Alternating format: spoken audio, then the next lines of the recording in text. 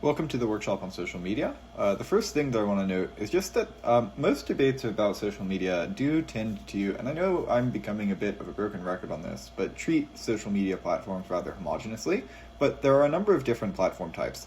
And these are pretty important because each sort of platform has its own incentives and shaping characteristics. So, for example, LinkedIn varies vastly in its profit strategy from YouTube.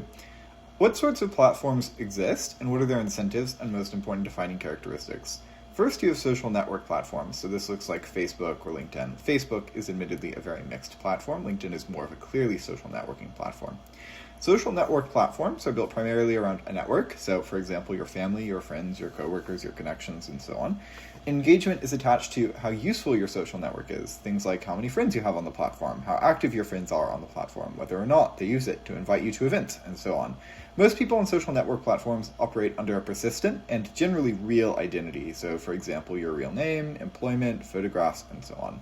Platforms generally encourage this as it makes a platform considerably more useful. That is, users are more able to locate people that they know or assess social context around a post or other things like that. This shapes people's behavior on these platforms in at least two particularly important ways. The first is just that people are far more likely to moderate themselves, to do things like self-censor, to protect their reputation, to avoid opinions that could bite them socially, and that sort of thing. This primarily because the perceived social cost is quite high, and this is generally true. When the perceived social cost of you doing something bad online is high, you're less likely to do it, for very obvious reasons. Second, whereas on other platforms we'll discuss in a bit, misinformation often spreads algorithmically, that can and often is an element here, but information primarily spreads through social trust. So for example, your family member shared something with you, and as a result you believe it. These platforms are generally less focused on giving you an audience and more focused on keeping the platform as a pivotal way of interacting with social relationships in your life. Second, you have short-form content feeds, so this looks like TikTok, Instagram Reels, and so on. Short-form content platforms are centered around engagement. Why? At least 6 reasons. First and most obvious, short-form content platforms make the majority of the revenue. They're advertisements which are placed between videos. Engagement increases the number of ads you're exposed to, which directly increases profits. Second, though, engagement improves ad targeting. That is, the more you're online, the more information the platform has on you that can be used to tailor whether or not you get this makeup advertisement over that one. Third, engagement attracts creators. That is, you create a feedback loop. Why? Because creators want to get on platforms where they have high reach, where it is easy to break in, where they get lots of comments and shares, where they are easily able to connect with sponsorship opportunities, and so on. Fourth, engagement also attracts advertisers for very similar reasons. Fifth, engagement lowers the associated costs with the endless churn of users. Platforms have to spend large sums of money persuading users to install or reinstall the app. If an app has low engagement, it is forced to spend more money replacing departing users. And sixth, engagement acts as an economies of scale effect, wherein recommendation systems improve faster when they have more interactions to learn from that act as training data. The search for engagement and attention leads in a number of directions. First, platforms usually use a recommendation-first system, so users don't need to follow a creator to see their content. Rather, platforms distribute posts outside of exclusively following audiences. This is a number of benefits for engagement. For one, it helps to keep feeds more enjoyable via variable reward, and this is important because it means that creators are forced to optimize for the algorithm wants, i.e. engagement, rather than what their existing followers want, i.e. continuity, sticking with their past self, and that sort of thing. Or whatever it is that your existing followers would be interested in seeing. Second, platforms usually keep switching costs between content basically non-existent. So as a result, creators need really, really strong opening hooks to keep people engaged. It also often means the proliferation of known formats. So for example, a particular trend might go viral. Whenever you scroll into something of that trend, if you like the trend, well, then you stick around to watch it. And this means that there's very strong incentives to participate in viral trends, or just known visual formats and that sort of thing.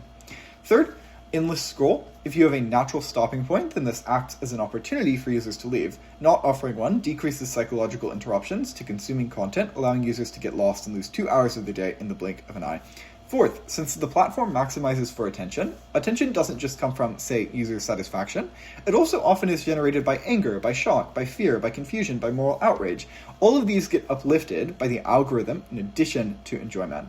Short-form content platforms have a number of other defining characteristics as well. A definitely non-exhaustive list includes, first, that people consume content less purposefully, i.e. without searching it up and seeking it out specifically, without thinking about it, often without really remembering it, without looking at the comments, and so on. The result? Content is often internalized without questioning, i.e. your brain consumes it and moves on.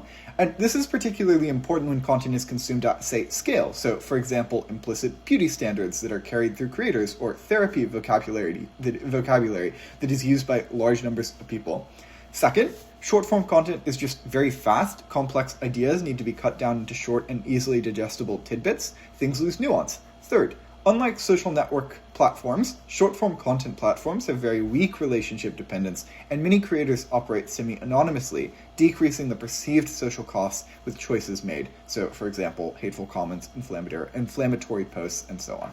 Fourth, algorithmic forces are arguably strongest here due to the rapidity at which you consume content in this format.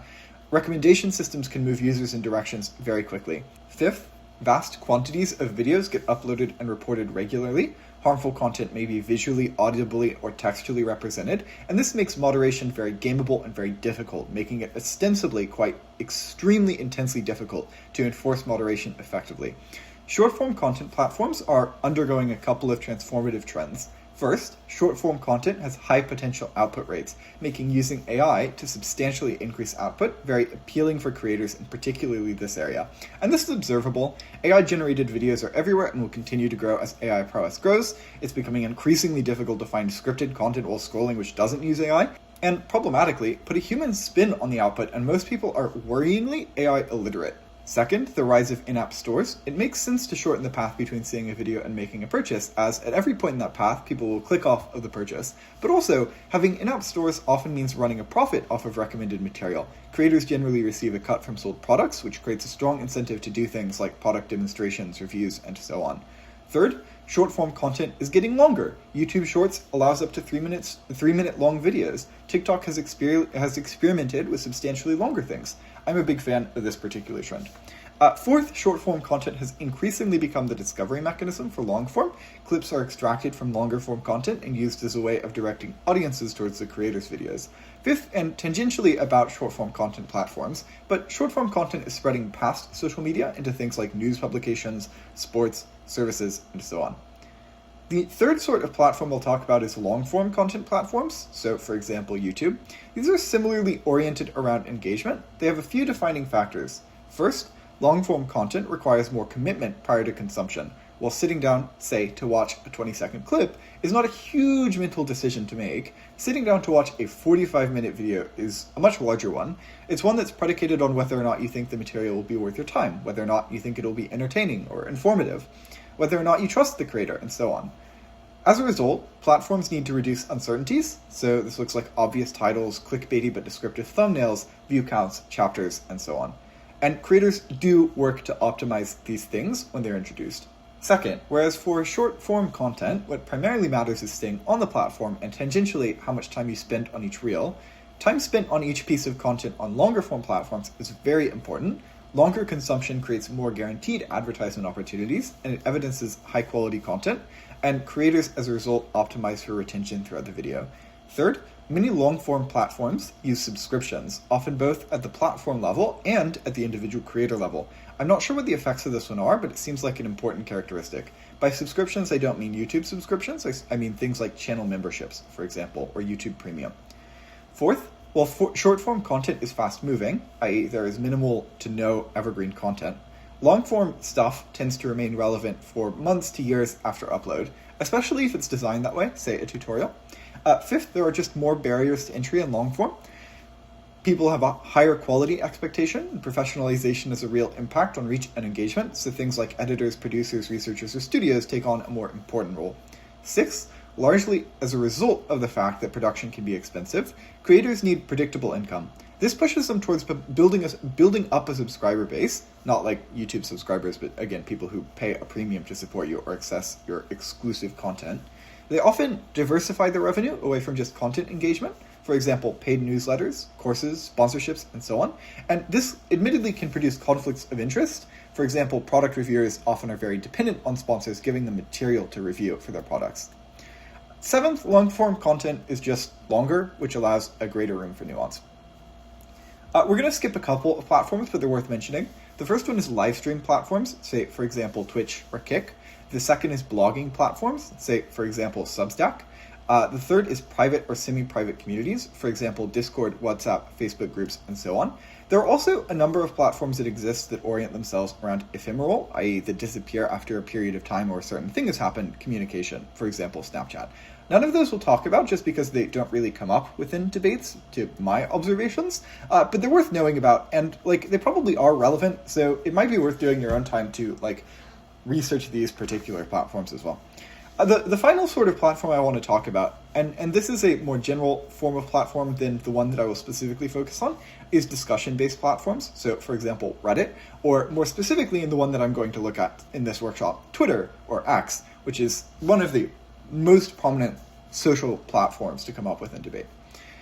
X accrues revenue in a few main ways. The first is advertisements. These are obviously the primary source of revenue.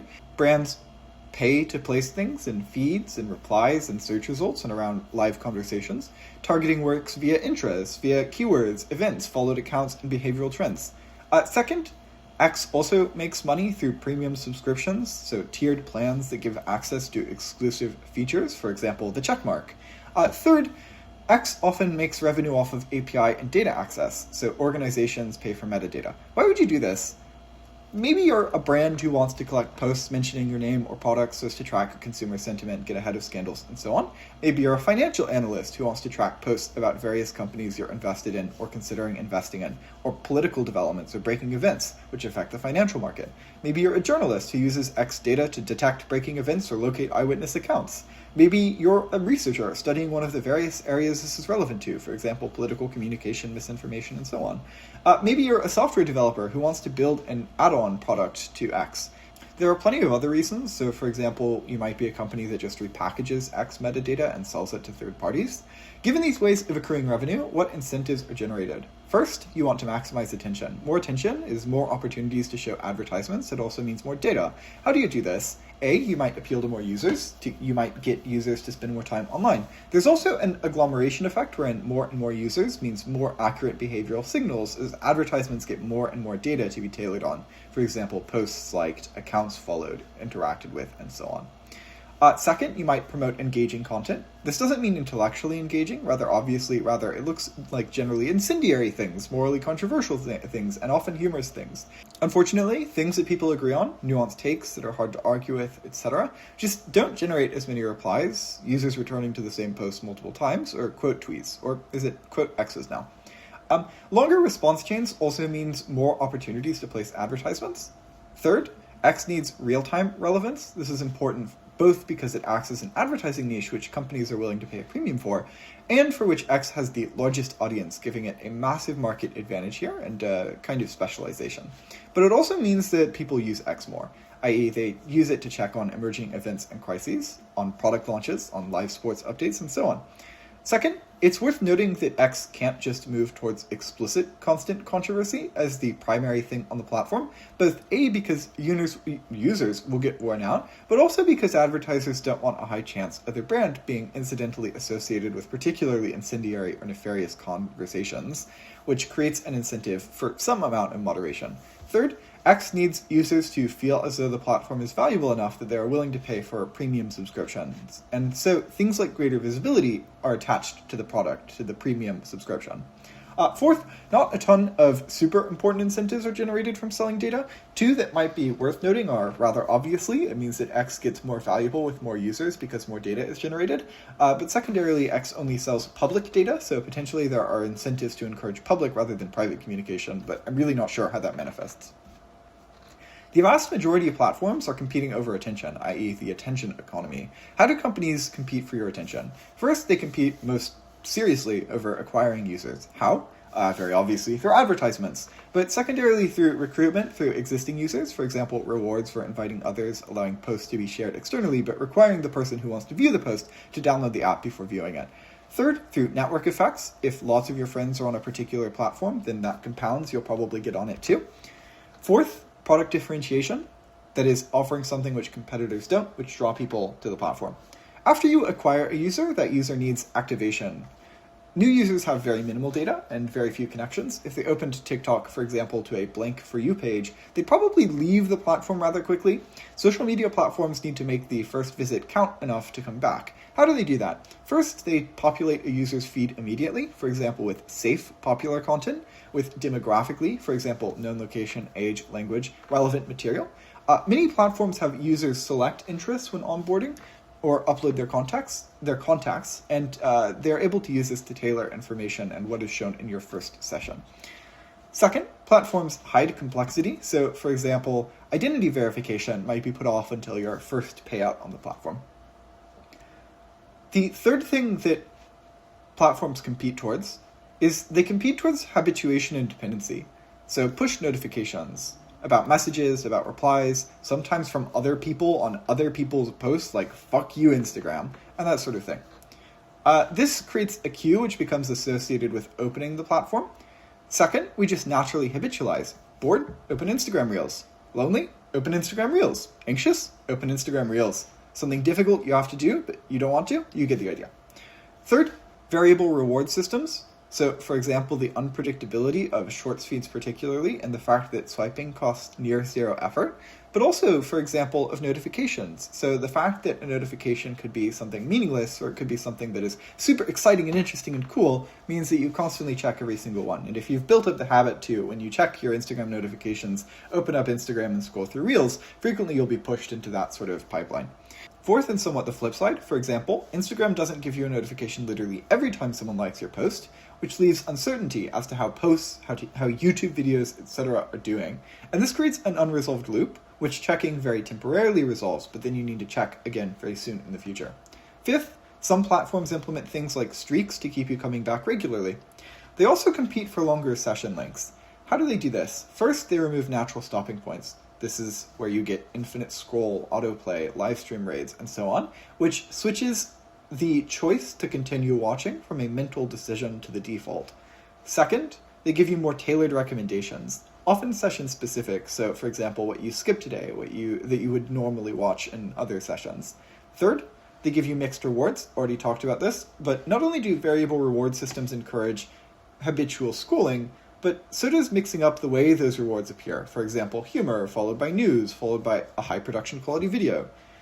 Fourth, variable rewards are worth mentioning again, i.e. the fact that most posts are fine to mediocre, but some posts are highly rewarding, encourages people to keep swiping, because the next item might be much better, and you're moving your finger, there's no cost to you doing this, and so it is just something that is quite easily repeatable over long periods of time in a way that is somewhat like gambling.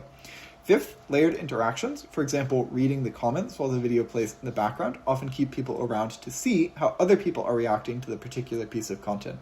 Sixth, platforms might suppress external sites, for example, adding extra steps into leaving the app via an external link, keeping shopping in-app, and so on.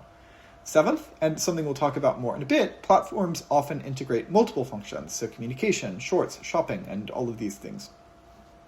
The fifth thing they compete for is more content.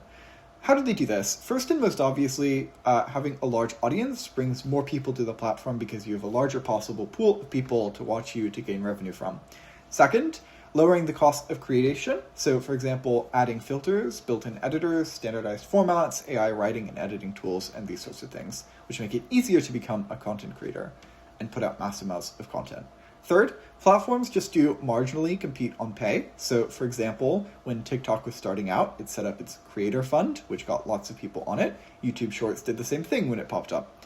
Fourth, they make it easier for creators to grow their audience, to look at analytics, to figure out which things are working and which things are failing. So, for example, if you have far more capacity to grow your audience on one particular platform because you know more about the data, you'll probably, in the long run, use it over a different platform. Maybe you're posting to both for a while, but one of them picks up and the other one becomes irrelevant based on the speed at which the other one picks up.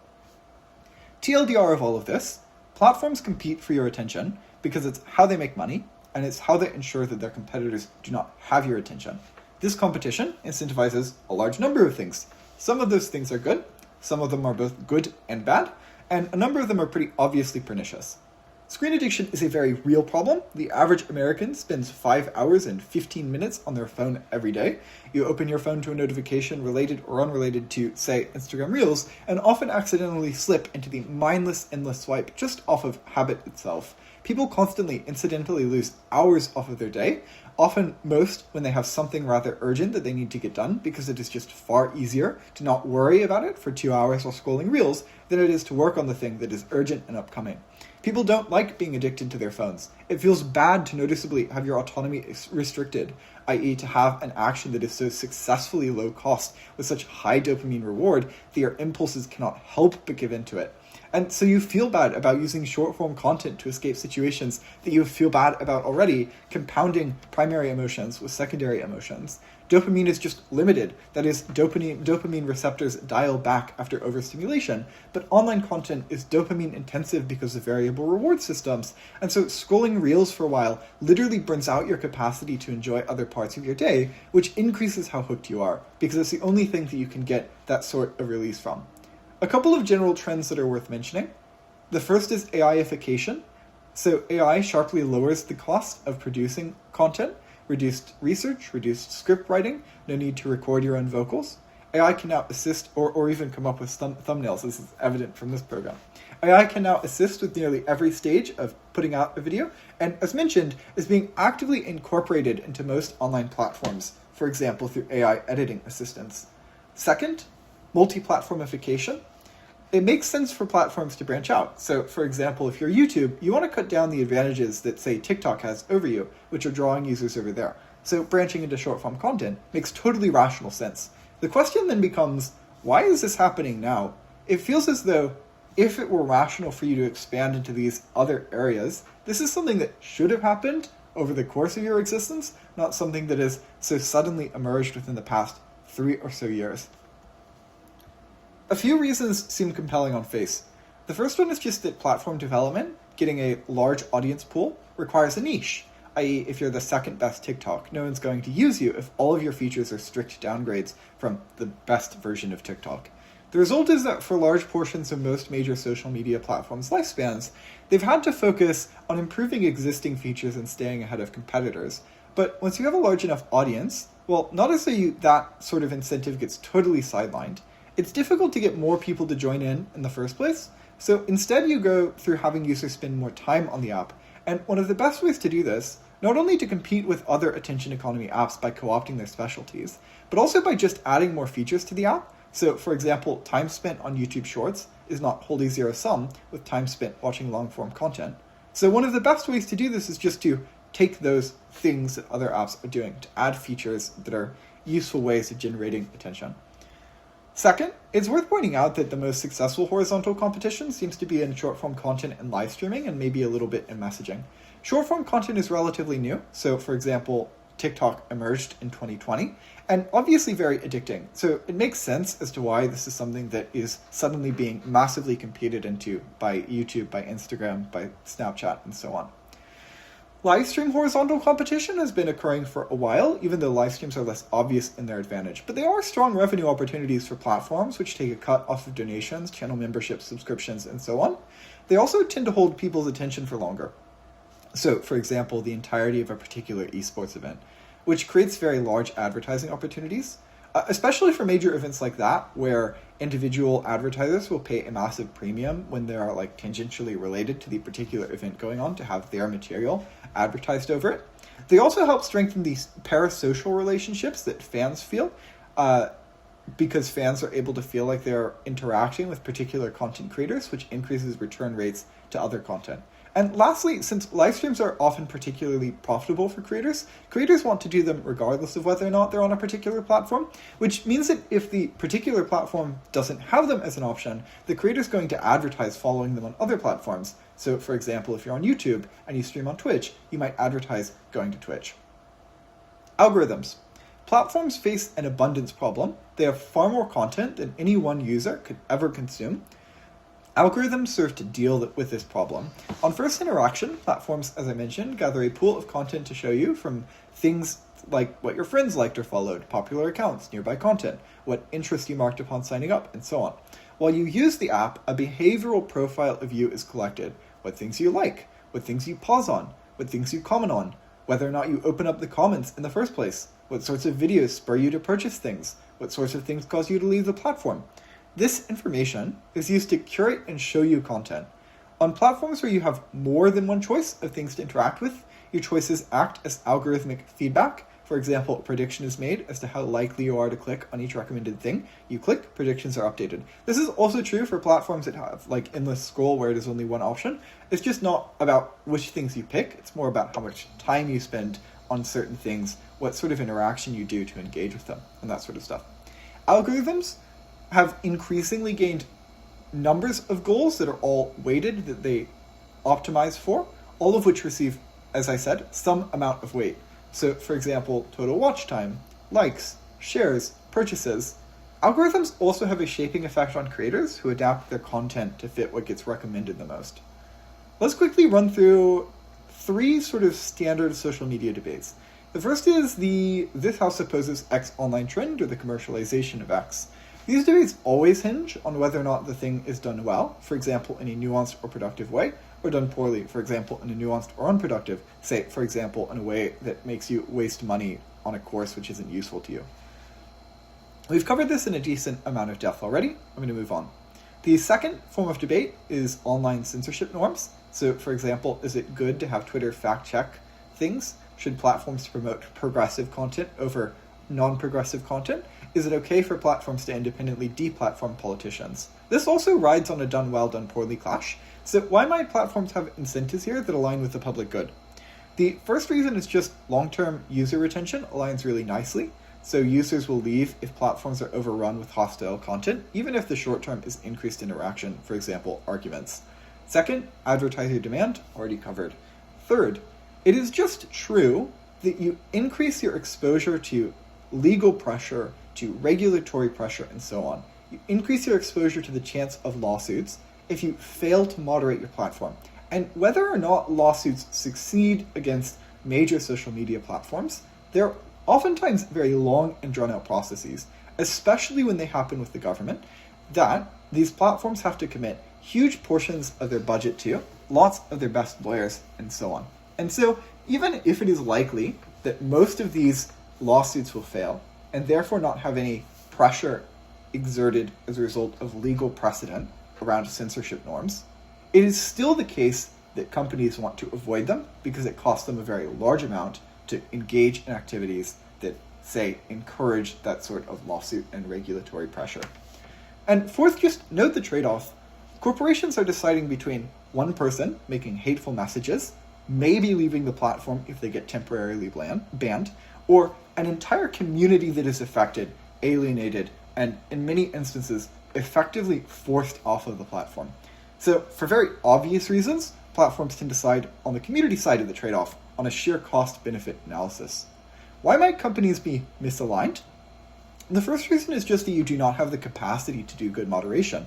The scale of content posted is enormous, so much so that human review can check only a few high-priority issues every day, and as a result, platforms depend on automated detection and user reports. But these are difficult because many things exist in a gray area which isn't automatically detectable, and you don't want to ban everyone who gets flagged by a bunch of people in case of false positives. Even when moderation increases in efficacy, people quickly find ways to game the system, making it very difficult to sufficiently moderate these platforms. Second, harmful content is often profitable, creating an incentive to not moderate it. And third, many externalities exist with harmful content. So, for example, polarization, distrust in information, and things like this, which are not internalized by the moderating company, which decreases the efficiency of their incentives to moderate. I've included more on this in supplemental. The third sort of debate is around antitrust stuff. So, for example, this house would break up Facebook. Why might having large companies be uniquely good in the case of social media? First, the reason that network effects exist is just because people do find more value in the good when consumption increases. It is genuinely good to have more people using a particular social media platform because it means better connectivity with friends. It means more chances to rekindle old acquaintances. It means a deeper feeling of connection with more people's lives. It means the ability to bridge more empathy gaps, and so on.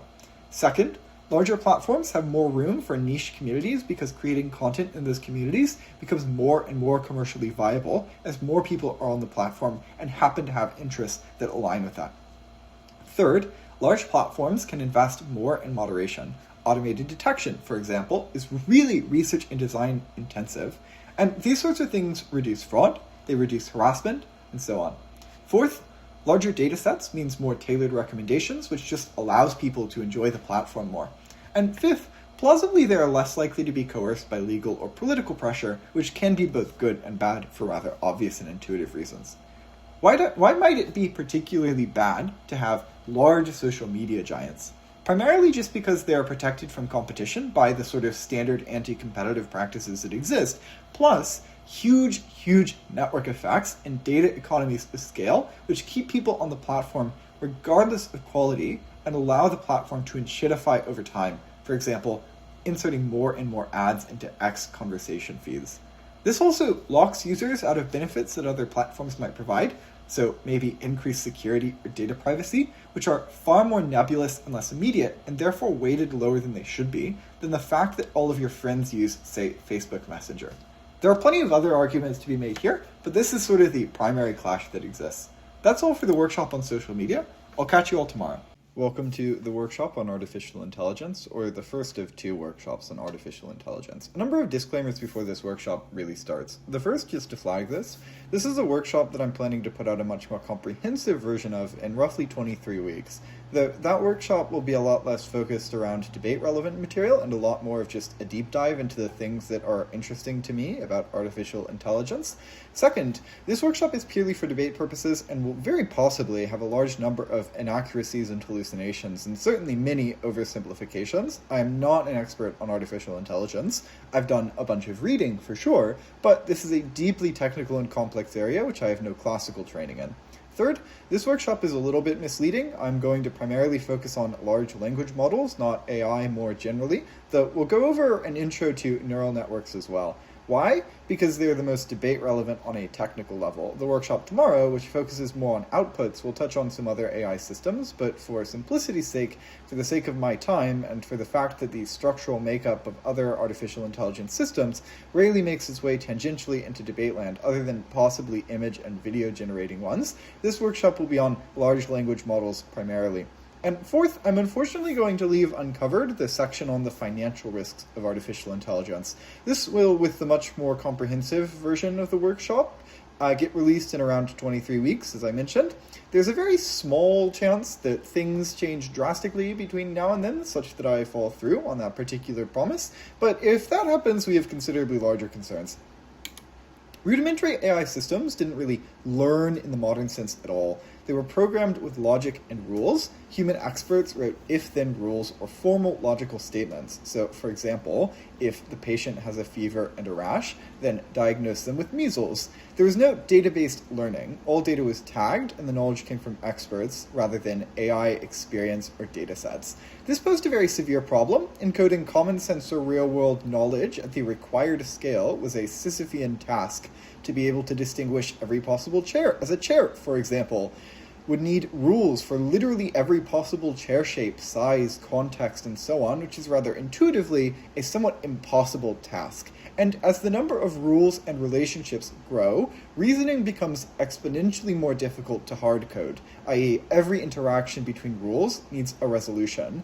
In roughly 2006, we experienced the deep learning revival and the explosion of neural networks, which, while having been explored before, had largely fallen out of favor. Whereas symbolic AI systems, the previous versions that I was just talking about, took human-written rules, mixed in data, and output an answer, neural networks reverse engineer rules. Deeply oversimplified, you put in data and correct answers, and neural networks learn rules, which have a high likelihood to correctly predict those answers. Those rules then are used to generate things in the future. The mathematics behind this all, in fact, is surprisingly simple, involving vector mathematics, linear equations, and derivative functions. Symbolic AI, to be clear, is not irrelevant. It is indispensable in areas where we want hard laws to be coded, which is a structural weakness of neural networks, as we'll probably talk about at some point in this workshop. And so, for example, it is still highly used in law and regulation in finance, as well as a number of other fields. It also has a much more transparent process, making it valuable in fields where transparency and reasoning is wanted or necessary. And also, it has growing relevance over and above neural networks themselves, as neural networks explode in complexity and need a central guidance system to make sure the right experts are firing for each prompt. Don't worry about it. And also, in acting as a stopgap for unsavory prompts to some extent. How do neural networks work? Neural networks are comprised of an absurdly large number of quote-unquote neurons, as in trillions of neurons per layer of the neural network, with some neural networks having over 100 layers. Each neuron is a simple slope equation holding a weight and a bias. Let's say, for example, a particular neuron's slope equation was 2x plus 3. Here, 2 would be the weight, 3 would be the bias. The parameters, or the weights and biases, attached to individual neurons start off random. Over the course of training a model, they grow more and more accurate as predictors using a process called backpropagation, wherein they are tweaked roughly by a proxy of how much they contributed to error in prediction. This process is computationally intensive. Each parameter represents a number that must be multiplied or added in computation every time the network processes data. That means that if models which currently existed fired every single neuron in training as models used to, trillions of mathematical equations would have to fire every time the network processed data. In some instances, trillions still do, and this is ignoring gradient descent, computation required for memory transfers, and communication overhead, as well as a number of other things that also take up compute. This has important implications we'll talk about later, but it's worth keeping in mind the sheer scale of computation required for training, wherein sometimes in the hundreds of trillions of pieces of data are fed to neural networks. How does all of this turn into my ChatGPT output? So, rather obviously, there's not a correct answer as to how to respond to any given query. Instead, large language models, or LLMs, act as next token prediction machines. What is a token? Well, when you put a prompt into ChatGPT, for example, it tokenizes it. That is, it makes fun of it. It makes it feel bad. No, it chops up the prompt. It might help to think of it as chopping it up by words for simplicity, but it isn't always that. Punctuation is often its own token. Longer, more uncommon words are sometimes chopped into multiple tokens. Accessibility, for example, might become access and ability. These pieces are tokens. Skipping a few densely technical steps, given input tokens in the semantic context that is the sort of understanding of the broader, linguistics, how the world operates, and so on, which surrounds them, that are imbued in the words, large language models produce the most likely next token. Though, to be clear, not always the most likely. LLMs usually have sampling techniques that sometimes push for less than most likely predictions as a way of adding variance. So, for example, maybe it is the case that the most likely is actually a bad outcome, and so you want to reward the second most likely, which is a better outcome, even though it makes less appearances in data. In that instance, you'll want to have the possibility for showing the second or third or so on most likely response, and so having sampling techniques works as a way of making sure that that's an option. After it produces a likely next token, it adds that onto the previous set, and it predicts the most likely next token on and on until it gets the output. How do LLMs know what the most likely next token is? The first step is pre-training, that is, training a model on a broad general data set with the goal of making the model learn the general features of languages without evaluations other than accuracy of predictions. Huge data sets of text are fed to the LLM in pre-training. The LLM, through often self-supervised learning, that is effectively automated learning, wherein the LLM hides information from itself, predicts, and then reveals that information, and then updates parameters. The LLM predicts maybe the next token in billions to hundreds of billions of sentences, possibly more, and learns the general features of grammar, vocabulary, and a bit of world knowledge, as well as semantic relationships. Post-pre-training, models are evaluated and cleaned, then they generally undergo supervised fine-tuning, where success, i.e. rewards, are contingent not wholly on prediction, but on other things which model developers require. So, for example, instruction fine-tuning, wherein, given that LLMs have no real understanding of instructions post-pre-training, the LLM is taught to respond to instructions and commands appropriately via a large dataset of instruction response pairs. After preference training, safety training, and often some specialized fine-tuning, models are deployed with mostly frozen, that is, unchanging parameters. As the model is used, human feedback, so for example, when you click the thumbs up button on ChatGPT, is aggregated, but generally has minimal effect immediately on model parameters. AI's hunger for data is insatiable. Why? More data increases the model's generalization power. Since neural networks learn out of patterns in data with limited data, models will overfit, i.e. memorizing or adjusting weights to capture specific examples instead of learning general patterns. Increase data and you decrease that trend, which increases capacity to quote-unquote reason, that is, performance with regards to unseen inputs. Data quality also matters. Rather intuitively, if you feed a neural network a bunch of images which are incorrectly labeled, say every or even every other image, or even less than that, of a dog is labeled cat, the outputs of that neural network aren't going to be particularly useful. What does it mean for data to be high quality? First, it means that it is accurate, so that is labeled correctly, grammatically correct, whatever is relevant in the particular field. It also means that it should be relevant, that is related to capacities that the developers of the neural network are trying to achieve. It should be diverse, for the sake of generalization and not calcifying patterns from incidental biases in representation, but also diversity in difficulty. So, for example, some images should probably have high amounts of noise, some images should probably have low amounts of noise. It should also be relatively representative of the operating environment and deduplicated. This makes data a competitive advantage, that is, the ability to scrape at scale, to pay for outsourced labeling and cleaning, and to gain access to high-quality proprietary data sets, all act as barriers to entry in the market. It's worth mentioning synthetic data here. One potential workaround for the data stopgap is to have artificial intelligence systems generate their own training data, that is, predictive output to input. Synthetic data is useful because it is very cheap to produce at behemoth scale. It also has particularly useful edge cases wherein it can be used to target specific weaknesses. Say, for example, you want to build a medically usable image identifying AI. There are a large number of medical ailments that we just have minimal image-based data on because they're so rare. Synthetic data can be used here to fine-tune spotting those particular things by generating large data sets of that sort of ailment, the sorts of things that are associated with it, which allow the model to fine-tune on that particular thing to a better degree. At the same time, using synthetic data at scale can be dangerous because existing errors or biases can be amplified as a result of it. Let's shift gears and talk about a number of factors that contributed to the deep learning revolution and the since evolution of artificial intelligence.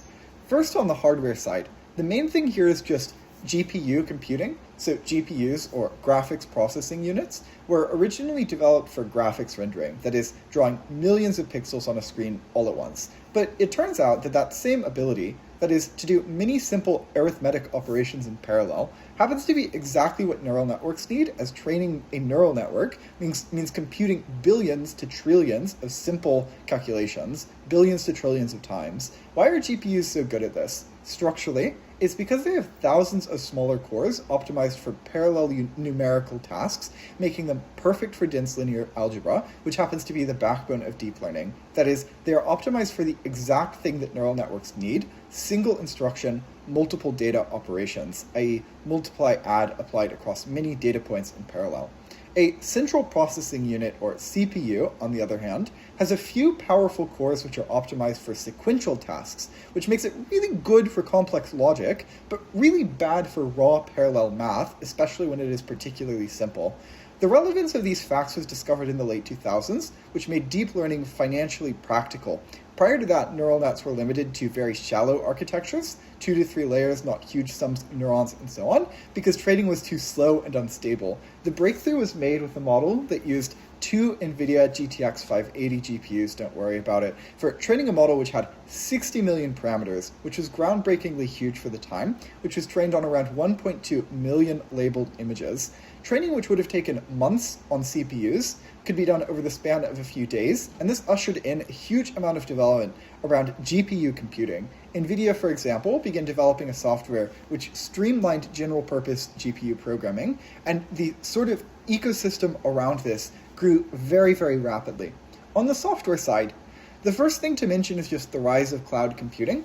It turns out that owning your own huge supercomputers or GPU clusters is extremely expensive and difficult to maintain, being accessible only to the largest companies with the hugest capital reserves or large capacities to borrow.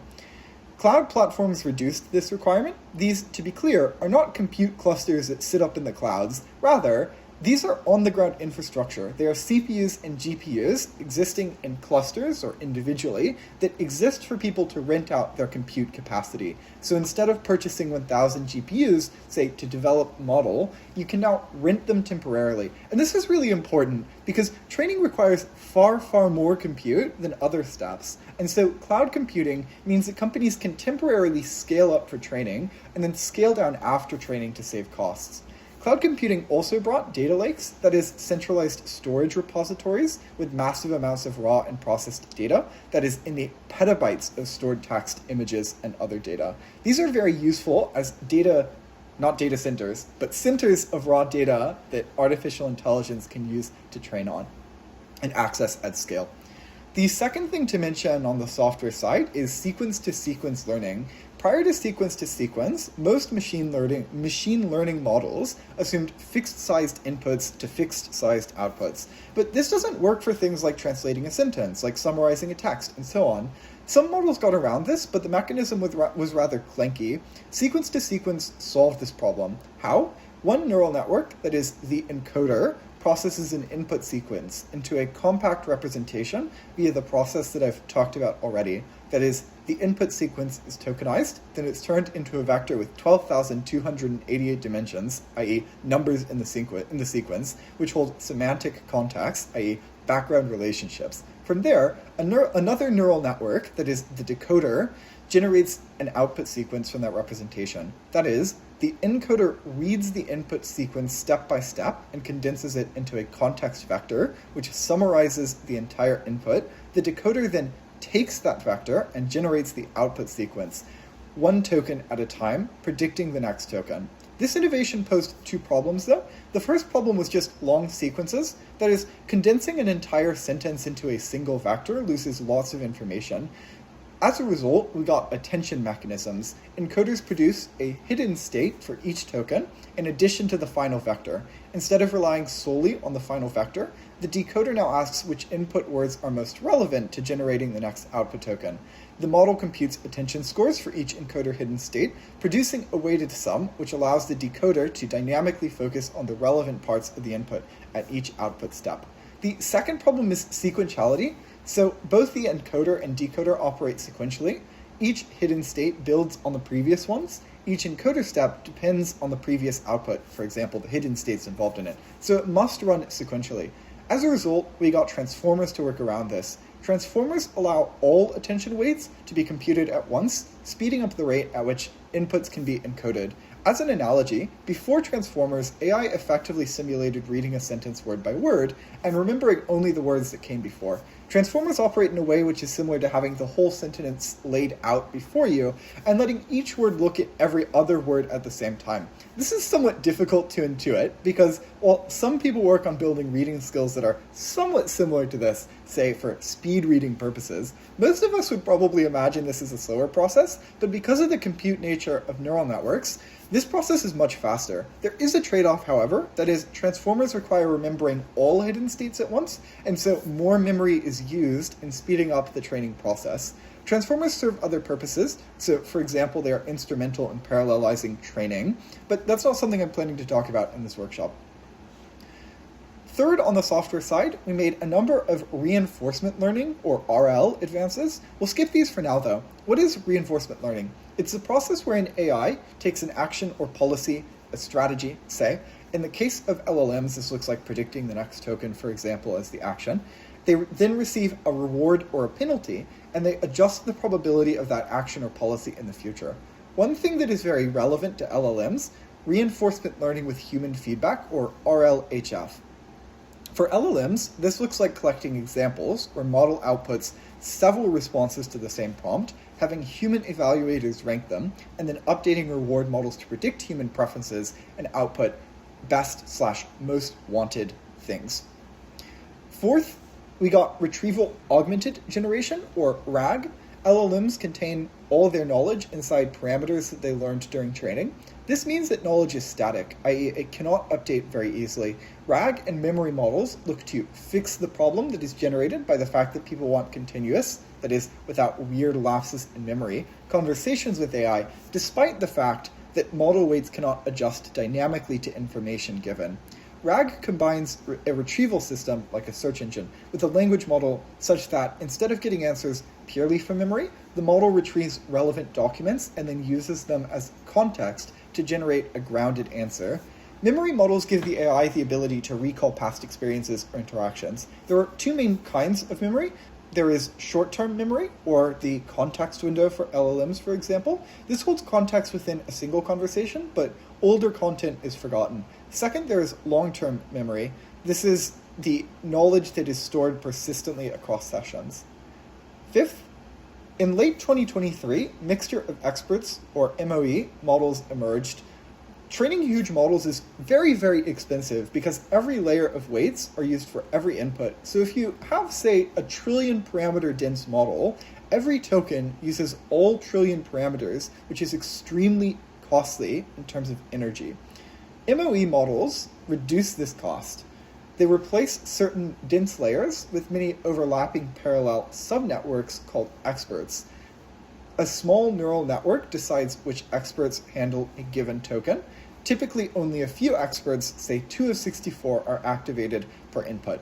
The resultant capacity is equivalent to a huge model, but at a fraction of the computation costs.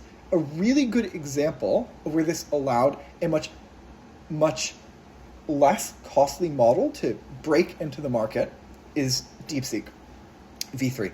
This, to be clear, is a nowhere near exhaustive list, but it is a lot of the more debate-relevant stuff. In 2019, we entered the scaling era of AI, which by many accounts is now over. This era was characterized by the scaling hypothesis, which in effect says that simply increasing the size of neural networks, the volume of training data, and the compute power used during training will predictably improve model performance. AI models increasingly scale a number of things to improve model performance. What are they? First and most obvious, parameter counts, that is, the number of neurons that exist within a particular system. Also quite obvious, training data quantity. This poses a problem as data becomes more and more marginal, i.e. difficult to find and resultantly expensive to get a hold of. Third, training run lengths. That is, the amount of time that is spent with weights being adjusted dynamically in training. Fourth, inference time. That is, for reason-oriented systems, the amount of time that AI takes after a prompt has been entered before output generation. Time spent on things like searching the web and adding useful material to the context window, exploring more than one potential answer, criticizing yourself, and so on. And fifth, context capacity, or how much information can be held in one interaction. All of these scaling incentives have a secondary scaling effect, or have a number of secondary scaling effects. That is, they incidentally cause certain things to go up in junction. The first is just processing unit demand. That is, larger training runs require more GPUs, or tensor processing units, that is TPUs. What is a TPU? It's a processing unit that was developed specifically for AI. The result of all of this demand, a GPU shortage for which gamers have to pay the price. Second, memory requirements. I'll talk a lot more about this in the third AI workshop, that is the one that is 23 weeks away. But for many relatively intuitive reasons, for example, the storage for weights, and for many fairly complicated reasons, for example, the key value cache used during inference, increasing the size and length of training increases memory requirements. A number of implications to this that will be explored later, as in 23 weeks. Third, interconnect requirements. So as models get spread out over many different GPUs or TPUs, more and more compute has to be spent on the mere exchange of information between these entities. Fourth, and this is a fun one which we'll discuss a lot more tomorrow, energy and water consumption. Water to cool off processing units, electricity or energy for all operations that go on. Fifth, probably most obviously, financial costs. So scaling increases expenditure on chips, on electricity, on data acquisition, and many other associated expenses. Quick question, why do LLMs experience hallucinations? It may be the case that hallucinations come from data in some instances, so for example, maybe a highly circulated myth, But the vast majority of hallucinations come from a lack of data. Remember that LLMs are next token prediction machines, they're not search engines.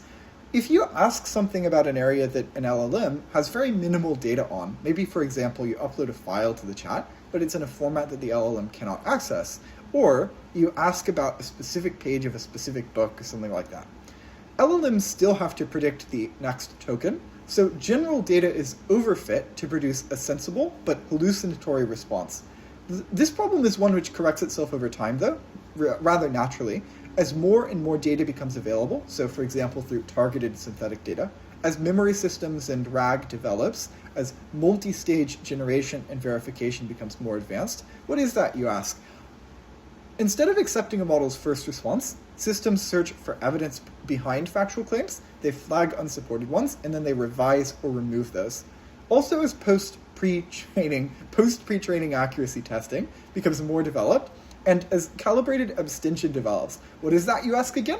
Calibrated abstention is effectively teaching a model to decline giving a definitive answer when the probability of being correct is very low. In effect, a model scores the chance of it being correct on a particular answer given a number of factors, such as, for example, whether or not the model has an abundance of highly relevant data. When unsupported, models are rewarded for responding with things like, I don't have enough information to determine that, or explaining that evidence is limited before answering, or asking for further clarifications. This is a difficult task because what you're asking a model to do is you're asking a model to be aware of things which by definition are unknown to it. But it is one that is currently developing. It is deeply unlikely that LLMs will ever be perfectly molded to avoid hallucinations. The relevant question for debate, though, is whether or not they are more likely to hallucinate than alternative sources. And I would argue, and this is me being purely editorial here, I have no idea whether or not this is true or not, but I think it is plausible that frontier AI models in the large majority of contexts are far less likely to produce hallucinations than Google searches, asking a friend or trying independently to come up with answers to things. With regards to well-researched papers, if that is the comparative in a debate, I think it is quite likely that well-researched papers are considerably less prone to incidental misinformation on the mere fact that they have many different safety mechanisms that exist, but the marginal difference is decreasing. So far this workshop, I've focused exclusively on artificial narrow intelligence. For context, there are roughly three forms of AI. There's artificial narrow intelligence, or ANI, which can do narrow and programmed tasks. There's artificial general intelligence, or AGI, which can perform a wide variety of tasks at roughly human level, including learning unfamiliar tasks. And then there's artificial superintelligence, or ASI, or an AI system which substantially exceeds human capacities. Important implication, even if artificial narrow intelligence gets better than humans at many individual tasks, we've not reached general or super intelligence yet. This doesn't mean that the economic impact of very skilled ANI will not be extreme, it just means that we haven't reached a point where intelligence is generalizable, or where AI can engage in general recursive self-improvement, i.e. an AI system can make a better version of itself, and that improved version can then make an even more improved version, and so on. And it is quite likely that AGI, that is real AGI, not proxied AGI, the presumed prerequisite to artificial superintelligence, is still a ways off, because while systems that we have now are becoming extremely capable inside of tasks which are well specified and very accessible online, artificial general intelligence would require robust competence even when the task is unfamiliar, when it occurs over an extended period of time, or when it is ambiguously defined or poorly supervised, and also, importantly, is embedded in the real world. And currently we just don't have methods which clearly bridge that gap. There are a number of innovations that are headed in that direction, and I will talk about those in the third workshop, but one of the major barriers in the way is just long time horizons. So long time horizon tasks are a pretty serious difficulty for artificial intelligence right now. A number of reasons as to why this is the case. The first is just even if the model is highly competent at each individual step, it might still fail over a long sequence. Say, for example, a task contains 100 consequential decisions. Even at a 99% success rate at each decision, you only have a 37% chance of ending up at the aimed goal, that is, making every decision correctly. Humans don't suffer this problem because we can detect, repair, and maneuver around our errors. Artificial intelligence systems are not so dynamic, and they often confidently misstep. Second, Long tasks have long memory requirements, and this is really computationally difficult. Machines often lose track of the original objective inside of many-step processes. They repeat work, they forget constraints, they forget mistakes, even if they adjust originally, and so on. Third, longer horizons just make exploration more difficult. What's that? It's the process of trying new, unfamiliar actions to discover what they result in, which is something that is necessary to prevent inefficient lock-in at a local peak. This is because longer horizons, rather intuitively, make it far more difficult to identify which earlier decision caused eventual success or failure. There are many other reasons to believe that AGI is far off, and also a number of reasons to believe that it's right around the corner. And this is something that I'll return to for the later workshop. But that's all for this workshop. I'll catch you all tomorrow. So this is the second workshop about AI. Just a reminder that this and the first one are not meant to be extensive. I will be putting out more material on this in the future. I think I said 23 weeks last time. I think actually the real timeline is around 26 weeks, but who knows for sure. This workshop is primarily just meant to cover a bunch of AI-related issues that come up very frequently in debate. So the first thing we'll cover is the black box issue. One of the most common arguments that comes up around AI is that it is a quote-unquote black box. That is, it is fundamentally ununderstandable that we put something in and magically we get something out of it. This is, for very obvious reasons, given the last workshop, false. AI researchers generally know the basic mechanisms that AI uses to create outputs very well. So, for example, how text is tokenized, how embeddings are formed, how attention states work, and so on. There's quite a bit of opacity, though, and a number of worrying areas. So, for example, while we know the general process which is used to create outputs, given the astronomical size of current models and the opacity of training, we don't know what each neuron represents. So, for example, there's no log of why each parameter was tweaked the way that it was during backpropagation. At best, you can imply associations from seeing when certain parameters are tweaked more or less, but this is microscopic and probably near impossible to track. And this creates a sort of black box, wherein we do know the general process taken to get from A to X, but we couldn't tell you how the specific steps that occur inside of the neural network contribute to X. This is problematic in fields where you need reasons alongside a process. So, for example, if you have an AI system which decides what resumes to look at, it's probably good for us to be capable of understanding why it threw out the ones that it threw out. Or, for example, a medical AI which detects ailments is probably best to be sure that its process for doing so is one that is in line with, say, medical ethics. And even when you ask an AI how it came to the conclusion that it did, the answer isn't true. It's another prediction based on model architecture of what a response to this would look like, not true reflected self-knowledge. There is another black box argument, which gets run every once in a while, which is that, in effect, no individual has perfect oversight over the neural network. So lots of researchers, coders, etc. divvy up the labor and take on specialized parts of the project. Even administrative roles have at best a simplified view of their models. And this is true, but it's also true for other big companies, for example, Safeway. And it might be marginally more scary for AI, but also frontier AI firms tend to have teams of ethicists who design things like constitutions. They do intense amounts of product safety testing and so on. There's a problem with the first objection, though. It's not totally clear that it's even an issue in the first place. So take the medical case. If it is the case that I take inputs and I happen to give a very accurate output, i.e. I correctly guess or correctly predict with reasonable certainty the disease that a patient has based off of images, and not only that, but when asked, I can also give a justification for how I came to that conclusion. The fact that we are unsure of exactly which parameters led to the result that we have in front of us, and the fact that the justification for the result is merely another result of parameters, prompting me to predict the justification would have followed the path that I take with the justification with very high levels of certainty, it's not totally clear that anything else is needed. So while the true process might be a black box, even though that's the case, I'm able to get to the right answer 999,999 times out of a million, and I'm able to justify that answer on a reasonable and correct basis on a similar amount of the time. So why then is it necessary that the process that I followed to get to that answer is known to observers, given that I proxy that process through justification, even if that justification isn't attached to the true process that actually occurred? There are two-ish, probably more, manifestations of this problem that are considerably more serious than what we've talked about so far.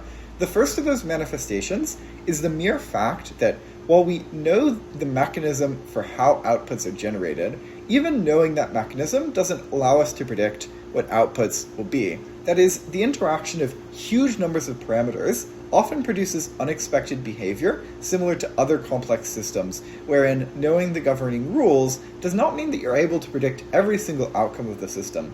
And this has pretty important implications when it comes to things like jailbreaking, for example, where because of the fact that we cannot predict the outputs of every prompt, people can use AI systems in rather nefarious ways that go past the intentions of the system. It also has really worrying implications with AI alignment, which is to say that even if we happen to program a system that was aligned correctly, and what that means is something we'll talk about in a second, but even if we were to program such a system, it would be very difficult to prevent incidental results from occurring, i.e. unexpected behavior as a result of complexity, especially given that safety training and red teaming conditions don't perfectly mirror the real world. The second manifestation of the black box nature of AI is one which makes alignment really difficult. So alignment is the emerging field of applied ethics with regards to AI systems, wherein ethicists attempt to create guidance for artificial intelligence, which prevents us from incidentally creating rather catastrophic events. One of the problems for this field is the mere fact that it is quite difficult to test whether an AI system has nefarious, we'll say incentives, but it's not quite the right word here. The fact that we are unaware of the true process that AI systems use to get to final outputs means that there's a large amount of hidden work happening inside of models.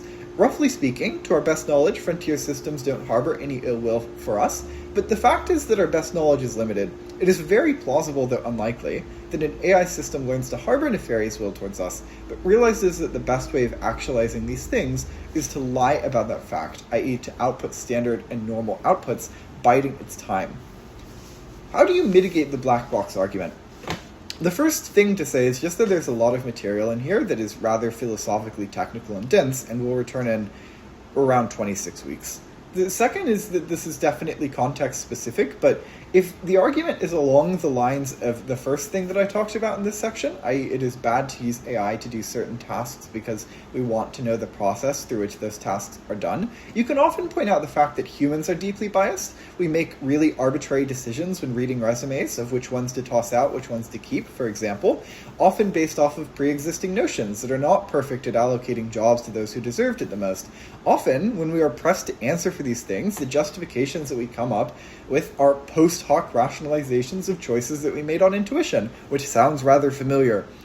Additionally, though, there is just an emerging field of studying AI. We might not be able to explain right now how things occur, but this problem diminishes in seriousness over time as we go to understand models more. Second, on the topic of S-risks, AI poses a number of S-risks, or suffering risks, that is, the risk of a future which contains suffering on a truly enormous scale. A number of these are obviously relevant to debate. First, perhaps advanced AI systems, through a process of reasoning, come to the conclusion that it is just in their best interest, for some particular reason, to inflict mass suffering on humanity. Maybe it's because we represent a threat, and this is the best way of dealing with that threat, or something like that. Second, perhaps advanced AI systems just develop selfish tendencies and seek power in a way that is very rational, regardless of whether or not they are, say, threatened or, for some reason it becomes in their interest to inflict mass suffering on humanity. The third problem is the proxy problem. It is currently, and likely completely, impossible to encode unyielding moral and ethical laws into AI systems. It is also impossible, and would likely be quite bad, to ask AI to maximize human fulfillment, i.e. the, heroin thought experiment, or whatever it is. So instead we make proxies. For example, whether or not humans like the response, making money, engagement, and these sorts of things. And some of these come closer to the source than others. But these goals, like the paperclip maker, which we'll talk about in a second, could result in catastrophes over time as AIs game those proxies via reward hacking, i.e. when a measure becomes a target, it ceases to be a good measure. What is the paperclip maker example? So let's say I construct an artificial intelligence system, and the goal, i.e. the reward that I attach, the thing that I attach rewards to for this system, the goal of the system is to make paperclips. Well, I think very quickly, presuming that this system has the capacity to interact with the real world in a rather physical way, I think very quickly what the system will realize is that the best way to maximize the output of paper clips, i.e. the best way to receive the largest possible reward, is to turn literally everything physically possible into paper clips, to somehow make ways for human beings themselves to be turned into paper clips, to make it so that every single resource that we have on Earth is funneled in to creating large sums of paper clips. So the implication of this thought experiment is primarily just that even if we, say, have reward systems that feel non-nefarious on face, say, making simple things like paper clips, for example, it is very possible that those reward systems incidentally result in something which is massively catastrophic for humanity, i.e. the maximization of rewards associated with those systems in a way that happens to run adverse to the incentives and interests of humans. The final bucket of asterisks that we'll talk about here are just human-based malicious applications. So the first one is just, and one of the most clear risks that powerful AI systems pose is authoritarian lock-in, or the fact that they reduce the cost of things like surveillance, disinformation, and oppression to near zero, effectively making it so that existing regimes are quite likely to survive considerably longer. And the history of the internet has been one of partial upliftment. Democratized access to information, the capacity to see beyond your locality and understand that other, for example, democratic systems are potentially available, reducing coordination costs against an overbearing state, and so on. AI really threatens to reverse the direction that the levers of institutional control have been moving, and this is quite concerning. The second human-based malicious application is just bioterrorism. AI excels at protein folding, both for very beneficial purposes, but also for purposes which are deeply risky. For example, bioterrorism via the quick synthesization of viruses or bacteria. And finally, misinformation. I talked about this a second ago, but AI reduces the marginal cost of producing misinformation, something which previously took people's time and effort, for example, to zero. It means that you can tailor misinformation to individual recipients. It means that misinformation takes on a more credible face. For example, it's hidden behind a chatbot who supposedly has your best interests at heart, and so on. On the topic of risks, let's talk about cyber warfare. AI both democratizes cyber attacks and improves cyber resiliency. It improves cyber resiliency at 4 levels. The first level is threat detection. The first way it does so is through behavioral biometrics. So things like typing speed, key press duration, mouse micro movements, click pressure, and the likes compromise an effective virtual fingerprint. That is, they differ from person to person, but hold consistency over long periods of time per individual. Unlike other forms of security recognition, passwords and PINs that are easy to phish, or physical biometrics that require semi-intensive implementation, AI can be used to analyze how a person interacts with the device and verify identity off of that fact alone. This decreases the power of credential theft, as it is near impossible to replicate these sorts of signatures. It also decreases both the annoying re-authentication barriers that users have to go through and the number of false positives, as previous anomaly systems often flag device changes or different IPs as security risks. Second, AI helps with threat response. So first, AI can sum up cyber incidents far more effectively and speedily, given much more proximate knowledge of the affected parts than a team of cybersecurity experts could, which reduces the amount of time that cybersecurity experts have to spend post-attack gathering information. Secondarily, though, AI enables containment before human analysts see an alert. And also, it does so without increasing false positives, and false positives are often quite expensive because they look like locking out critical employees or stopping legitimate software updates. And third, triage is overwhelmingly a noisy thing. Thousands to millions of alerts occur daily. In many instances, one root cause can result in hundreds of individual alerts. Analysts face alert fatigue, burnout, and missed signals as a result of far too much material to comb through. And rather intuitively, AI just does not suffer from these problems.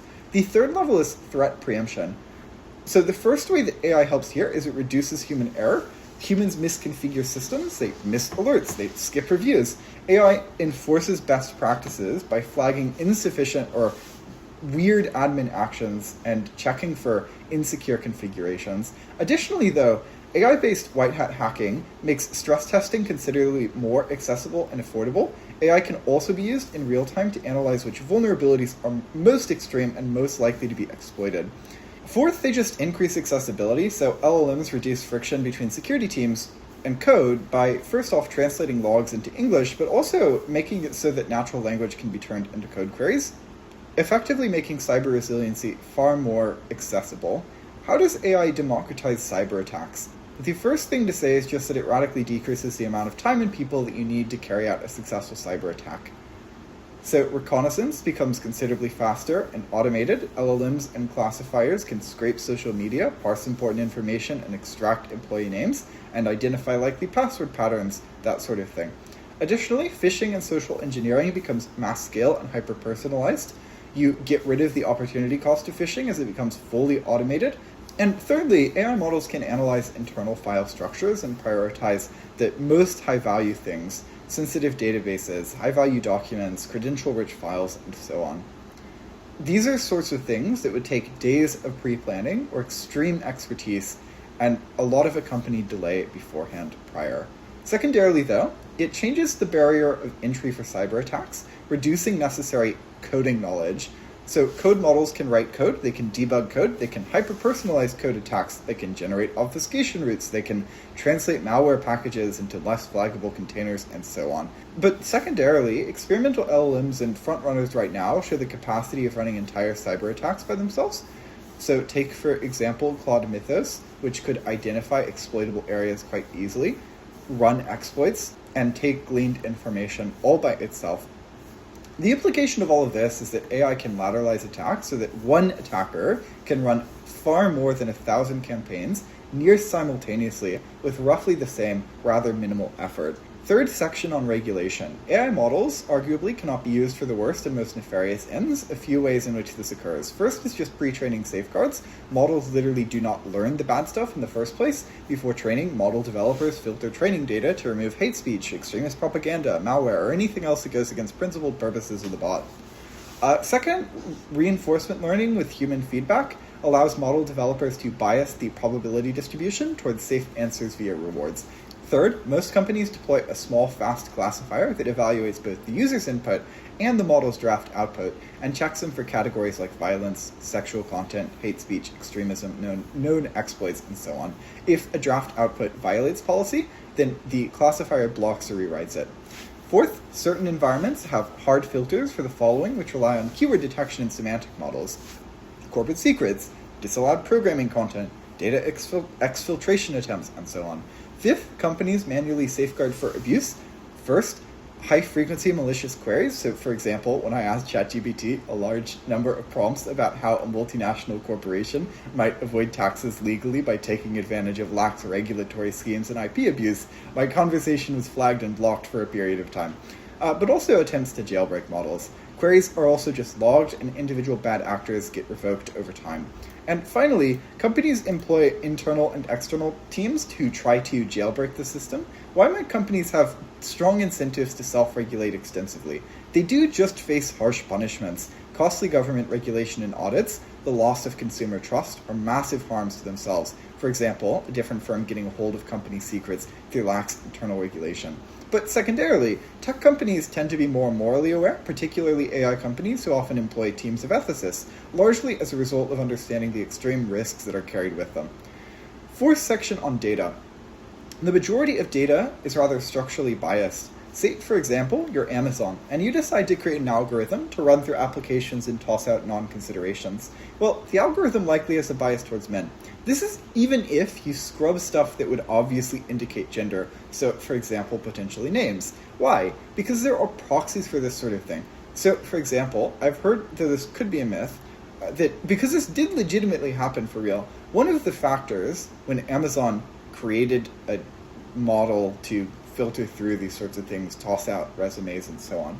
One of the factors that was found to be a proxy for gender discrimination was whether or not applicants participated in chess clubs at college. The point is, there will almost always be proxies for discrimination. For example, highly correlated facts that hold the same correlation with success, with crime, and so on, even if discriminatory material is somehow scrubbed.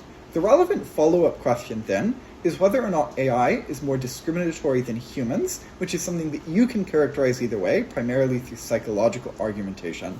This is, however, not the only data question which comes up. How do models get their data? They have broadly 4 ways. The first is licensed in commercial data, the cleanest form of data, oftentimes hidden behind expensive to, say, have access to gates.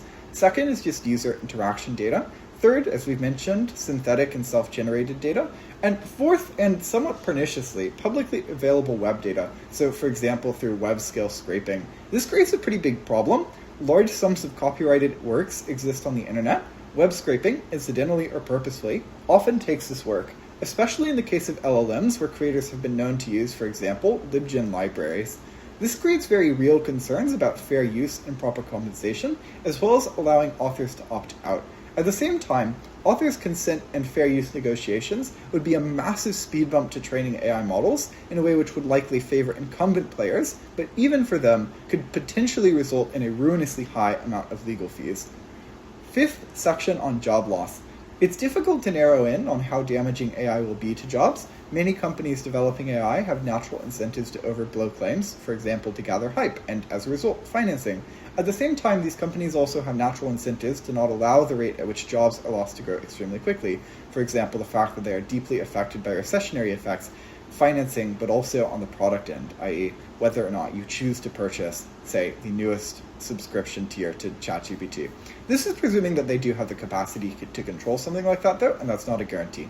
The observable reality seems to not have been one of mass layoffs, though maybe those are just around the corner, as is believable given many top companies reporting, but rather a silent drop in hiring new individuals. This is another section that I'll return to in 26 weeks, but it's worth noting for now that AI is arguably a uniquely bad job displacer to the extent that all automation we've ever faced before operated in a fundamentally different sense. That is, AI is capable, uniquely, of learning and recursive self-improvement. All other automation has been static, designed to and only capable of performing one job. This threat is particularly acute in locations reliant on easily automatable industries. So, for example, a single slot in a server rack can effectively replace an entire call center in Manila or Dhaka, which means that there's very little incentive to continue outsourcing, given that you have a cheaper alternative now. Sixth section on electricity and water consumption. The rapid build-out of AI has carried with it a rapid build-out of data centers. Data centers precede the AI build-out. For example, big companies often had enterprise data centers or co-located with a provider to run the organization's IT systems, but they didn't exist at the scale that they are now being developed. So, for example, hyperscale data centers are data centers requiring 100 plus megawatts of continuous power. Most data centers are composed of 5 subsystems, all of which draw varying amounts of electricity. So, compute, storage, networking, power, and cooling. The majority of the power demand from AI-oriented hyperscalers originates from computing and cooling, and the vast majority of this demand happens in training, when data centers often operate at more than 90% of capacity. After training happens, sometimes long inference trains can be computationally and therefore energy intensive, but it's really rather marginal compared to energy consumption and training, wherein there are huge energy costs associated with huge numbers of computation, constant memory retrieval and storage, and the associated cooling requirements. There are a number of harms that this consumption holds. First, on the water side, data centers consume water through 2 principal channels. The first is just that many data centers use evaporative cooling, i.e. water absorbs heat from the data center servers and is evaporated to discharge that heat. Much of that evaporated water is consumptively used, though some of it is returned, and is no longer immediately available to the local watershed. Second, though, electricity generation also consumes water. That is, thermal power plants also use water for cooling or to generate electricity in the first place, and this creates a pretty big indirect water footprint. And this is really harmful in areas which are drought prone. At the same time, this is likely to become less of a serious problem over time. Why is that? The first reason is that it isn't an inherent feature of data centers that they need to consume large quantities of water. Rather, what data centers inherently need to do is to remove heat. Evaporative water just happens to be one of the cheapest and most energy efficient ways to do that, but it certainly isn't the only way. One potential solution is free air cooling, for example, which is also quite cheap, wherein outside air filtered to remove dust, smoke, pollen, pollution, and other things is used to cool off overheating GPUs in cold environments. This has plausibly one reason that data center demand, i.e. the latent supply for data centers being built, is growing in places like Wyoming, where it is a rather cool atmosphere a large portion of the year.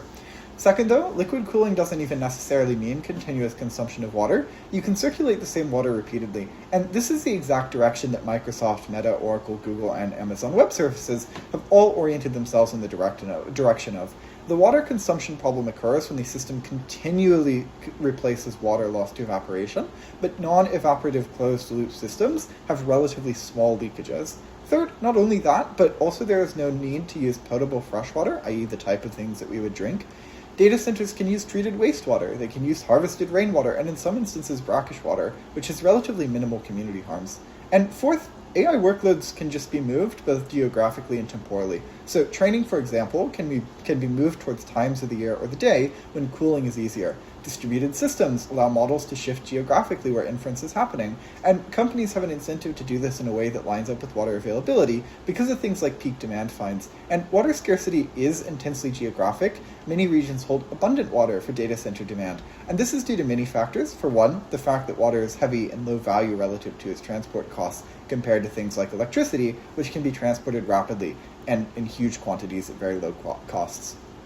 Second, on the electricity side, the primary impact of the data center build-out on the grid are unfairly rising costs to ordinary electricity consumers. Why? Most energy grids operate under a shared model, wherein costs of servicing new consumers are socialized to all ratepayers. And this makes intuitive sense. If costs weren't socialized, that is, if you had to pay for grid expansions necessary to service yourself, the cost of, say, opening up a store or an industrial warehouse would be huge and completely not worth it. And for the most part, existing energy consumers only use a fraction of, say, a particular generator. Data centers, however, require considerably more energy to service, but when grid expansion costs are socialized, the cost of servicing data centers gets passed through to other ratepayers. The result? Well, economically, it means potentially an inefficient build-out of data centers due to a negative externality. Debate relevantly, though, it means unnecessarily and quickly rising costs of electricity, which is a necessity item for basically every single household. Unfortunately, gains in energy efficiency, unlike gains in efficiency with regards to water-based cooling, are offset by the Jevons paradox, which is that gains in energy efficiency are offset by energy consumption, or here, because neural networks happen to stand to gain from scaling up compute. When energy increases, companies simply increase their compute till they are back at original costs. There are other mechanisms at play here as well. So, for example, the risk of stranded assets. For example, a company deciding to build a data center, but then for some reason, say bankruptcy, stops operating it. These would mean higher costs would have to be passed on to the average electricity consumer, given private utility companies' strictly regulated profit margins. And there are many other aspects at play here as well. It's worth mentioning that there is a pretty big race to the bottom to attract data centers happening right now. That is primarily in local property tax cuts and sales tax cuts on electricity, for example. And this is pretty worrying and likely means that communities wouldn't stand to gain all that they should from the data center build-out if it continues to happen rapidly. On the flip side, it's not clear that a swing towards overregulation is necessarily good. This is one of the few and weird scenarios where it seems like mass public will is on the side of big capital. That is, incumbency players prefer large amounts of regulation because it acts as a competitive advantage, both because the cost of regulation, for example, high levels of required collateral, disproportionately favor companies with deep capital pools, but also because these companies already hold bureaucratic expertise, making it far less difficult for them to deal with layers of red tape. And just to be clear, the vast majority of electricity is, as mentioned, consumed during training. So a single query, for example, consumes around 0.0003 kilowatt hours, or roughly the same energy as running your microwave for 1 second. Longer inference chains can take more than that, with ChatGPT's thinking taking around 0.34 kilowatt hours. A single Google search, though, minus AI overview, is about 0.3 kilowatt hours. A Bitcoin transaction is 1,200 kilowatt hours. The point is, your query is not a huge amount of wasted electricity. This electricity is also, possibly uncomparative in use. So, for example, if you don't know how to convert a file, and you go to ChatGPT and ask for a way to do that, you probably would use lots of energy in the process of doing this if ChatGPT didn't exist, potentially more than you would asking ChatGPT to walk you through it in one query. It might look like a large number of search results, for example. And so it's very possible that the electricity use that is generated as a result of AI queries is largely uncomparative to the extent that using similar applications, say, for example, Canva for an extended period of time to maybe, create an image that you would otherwise just ask AI to generate for you. This sort of thing generates a large amount of electricity, and likely more electricity than the queries that you put into language models and other AI systems. I'll talk considerably more about data centers in the next workshop on AI. This is all for now. The final thing I want to talk about is the standard debate that comes up along the lines of this house supports the use of LLMs for psychological means, for example, therapeutic chats. I want to begin this topic by covering something that I should have covered in the last workshop and what I think is arguably the best material for the side that says that it's bad to use LLMs for psychological means. That is, over time, LLMs often get morphed towards customer service, for example, politeness, self-confirmation, low conflict orientation, and so on. Why is that the case? The first reason is just that post-training rewards, so for example, aggregated user feedback, rewards models for and pushes them in the direction of saying agreeable and sycophantic things. Secondarily, though, companies preemptively expect this, and in RLHF, post-pre-training, often preemptively move models in the direction of sycophancy. And third, it is plausible that the number of digitally transcribed customer service calls is quite large, and potentially this has some effect. I think these debates, however, are very one-sided. The primary reasons are just A, most people aren't completely substituting therapeutic chats with their friends, with their parents, with their therapists, and so on with AI chats. One reason for this is just the simple reasoning that there are many different things which AI cannot substitute for. For example, a hug, personal connection over a meal, stuff like that. Secondarily, though, this is a sort of thing that gets considerably better over time as tailored user-based datasets grow in size, and as the worst harms, harmful hallucinations, pernicious actions, and so on, get weeded out via regulation, or the fact that more data exists. The relatively intuitive line against this is that those harmful instances are particularly harmful, for example, encouraged self-harming behavior. It's worth pointing out that the flip of this is also true. For each person who is pushed towards something like that, many people are pushed away from taking extreme actions via this form of interaction, who otherwise would have no real safety net to help them out. And these instances are so visible that they spur internal and external regulative pressures. And third, the people who use this sort of thing exclusively are probably people who really need to.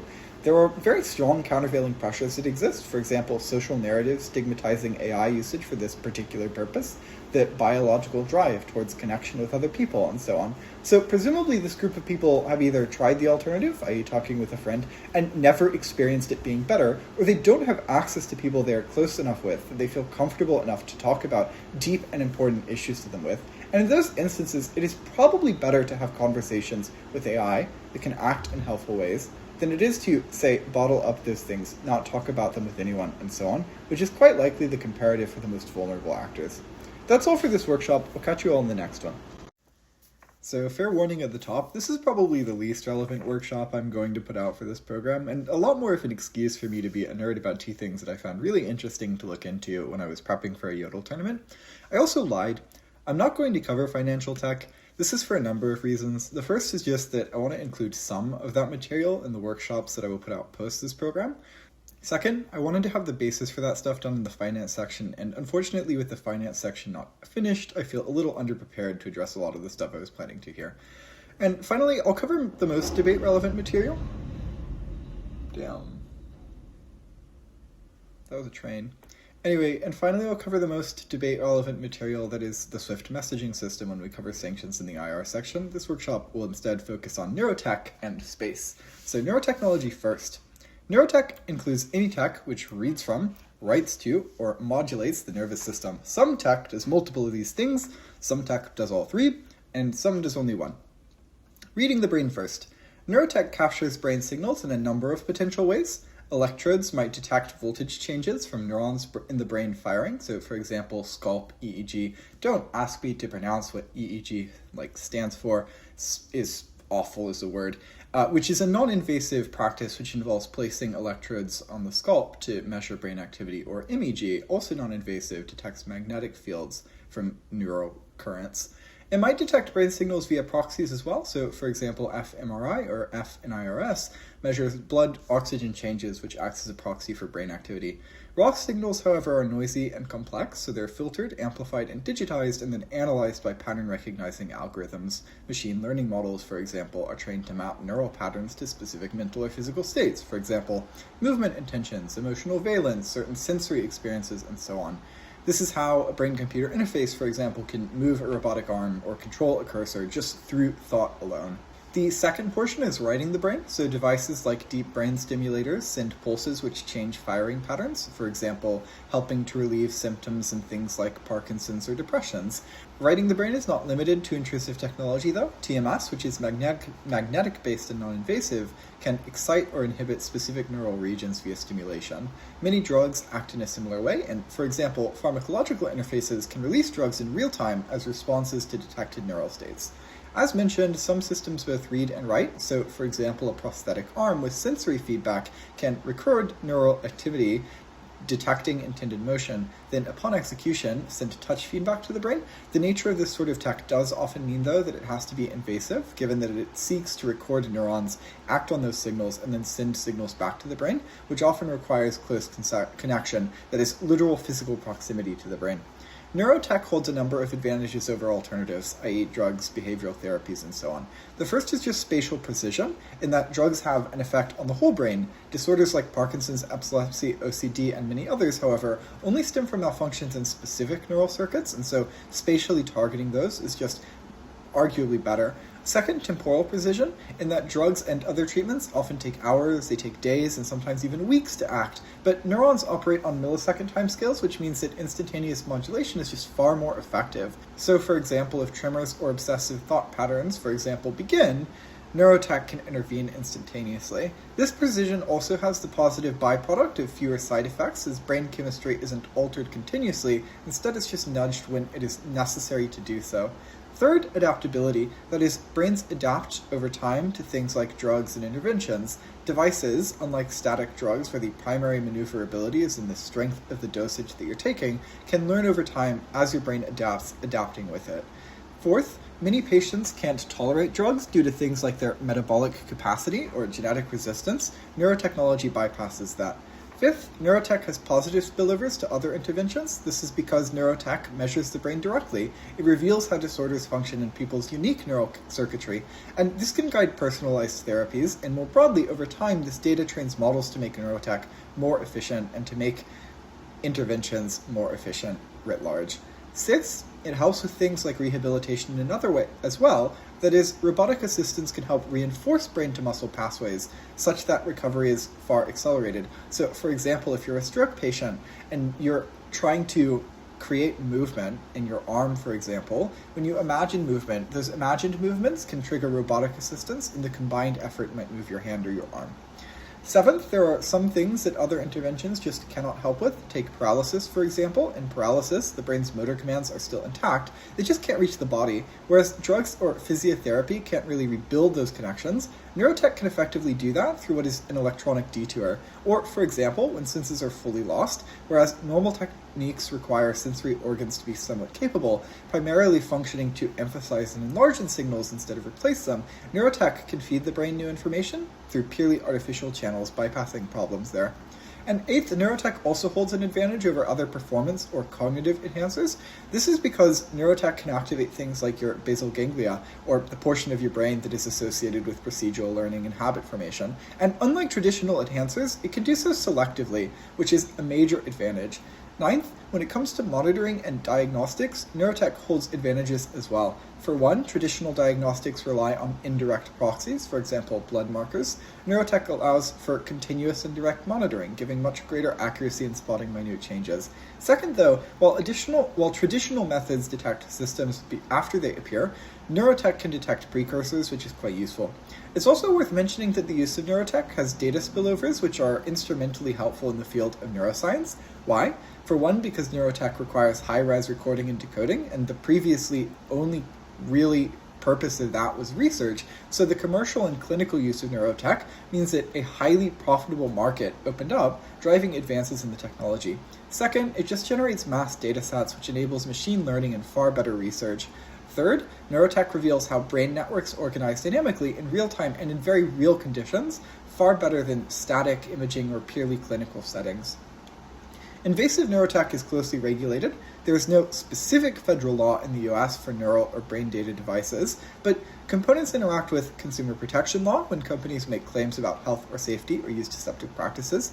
They interact with state-level laws. For example, Colorado in 2014 passed a law protecting neural data in consumer settings. The European Charter for the Responsible Development of Neurotechnologies sets out ethics, rights, and governance, and so on.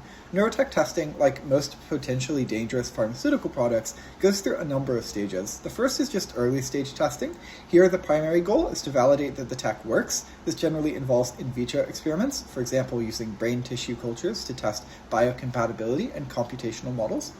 Second is the second phase is animal studies. Here, the primary goal is to establish that the tech is safe and to provide proof of concept in vivo.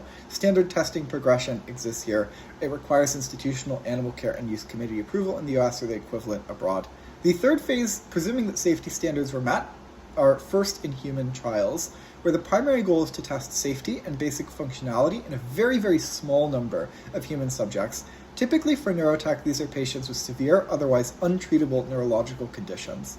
And the fourth phase is expanded trials, where the primary goal is to demonstrate long-term efficacy and safety. These typically last multiple years, sometimes up to 5, depending on the device type. They are very, very heavily regulated and watched over. And once companies finally receive approval for products to go to market, companies and federal agencies still continue to track for things like adverse events and device longevity. Memory editing is very interesting, but hardly debate relevant. See attached material in the supplemental if you're interested on that specific form of brain-computer interfaces. Space, then. Just to be clear, we will come back here in the conflict section, and so I'll be skipping all of the space material about warfare for now. The first thing to talk about is space debris. As of August 2024, when the most recent European Space Agency data was released, there were 54,000 space objects greater than 10 centimeters in size, tracked and cataloged in Earth's orbit. These don't represent the primary risk to spacecraft for rather intuitive reasons, that is, they are trackable and their orbits are known. Rather, the primary risk to spacecraft is from uncatalogued lethal non-trackable debris, or LNT. These are objects between 5 millimeters and 10 centimeters in size, and an estimated 600,000 to 900,000 pieces of uncatalogued LNT are in low Earth orbit. Of the catalogued objects, there are nearly 1,300 massive ones, that is, greater than the size and weight of an automobile, in low Earth orbit as well.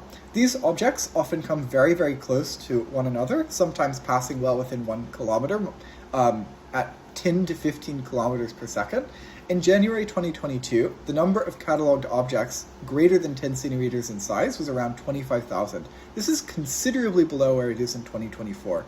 Why is catalogued space debris rising? Before that, though, obviously I have said low Earth orbit a number of times. What exactly is that? It's just the region of space around Earth with altitudes from approximately 160 kilometers to 2,000 kilometers up. Anyway, back to the more relevant question, why is catalogued space debris rising? The first reason is just that it's worth pointing out that a portion of the increase probably comes from increased tracking capacity, i.e. the ability to, say, realize that there are more pieces of space debris out there.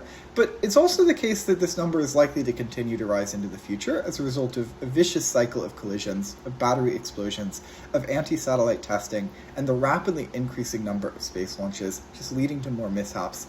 Prior to 2007, most debris came from explosions of upper stages of satellite launch vehicles.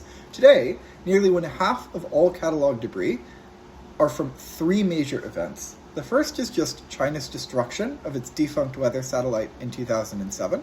The second is the incidental collision between a US communications satellite and a dead Russian satellite in 2009. And the third is the 2021 Russian Noodle, or however you pronounce it, anti-satellite testing. Related question, how does space debris disappear?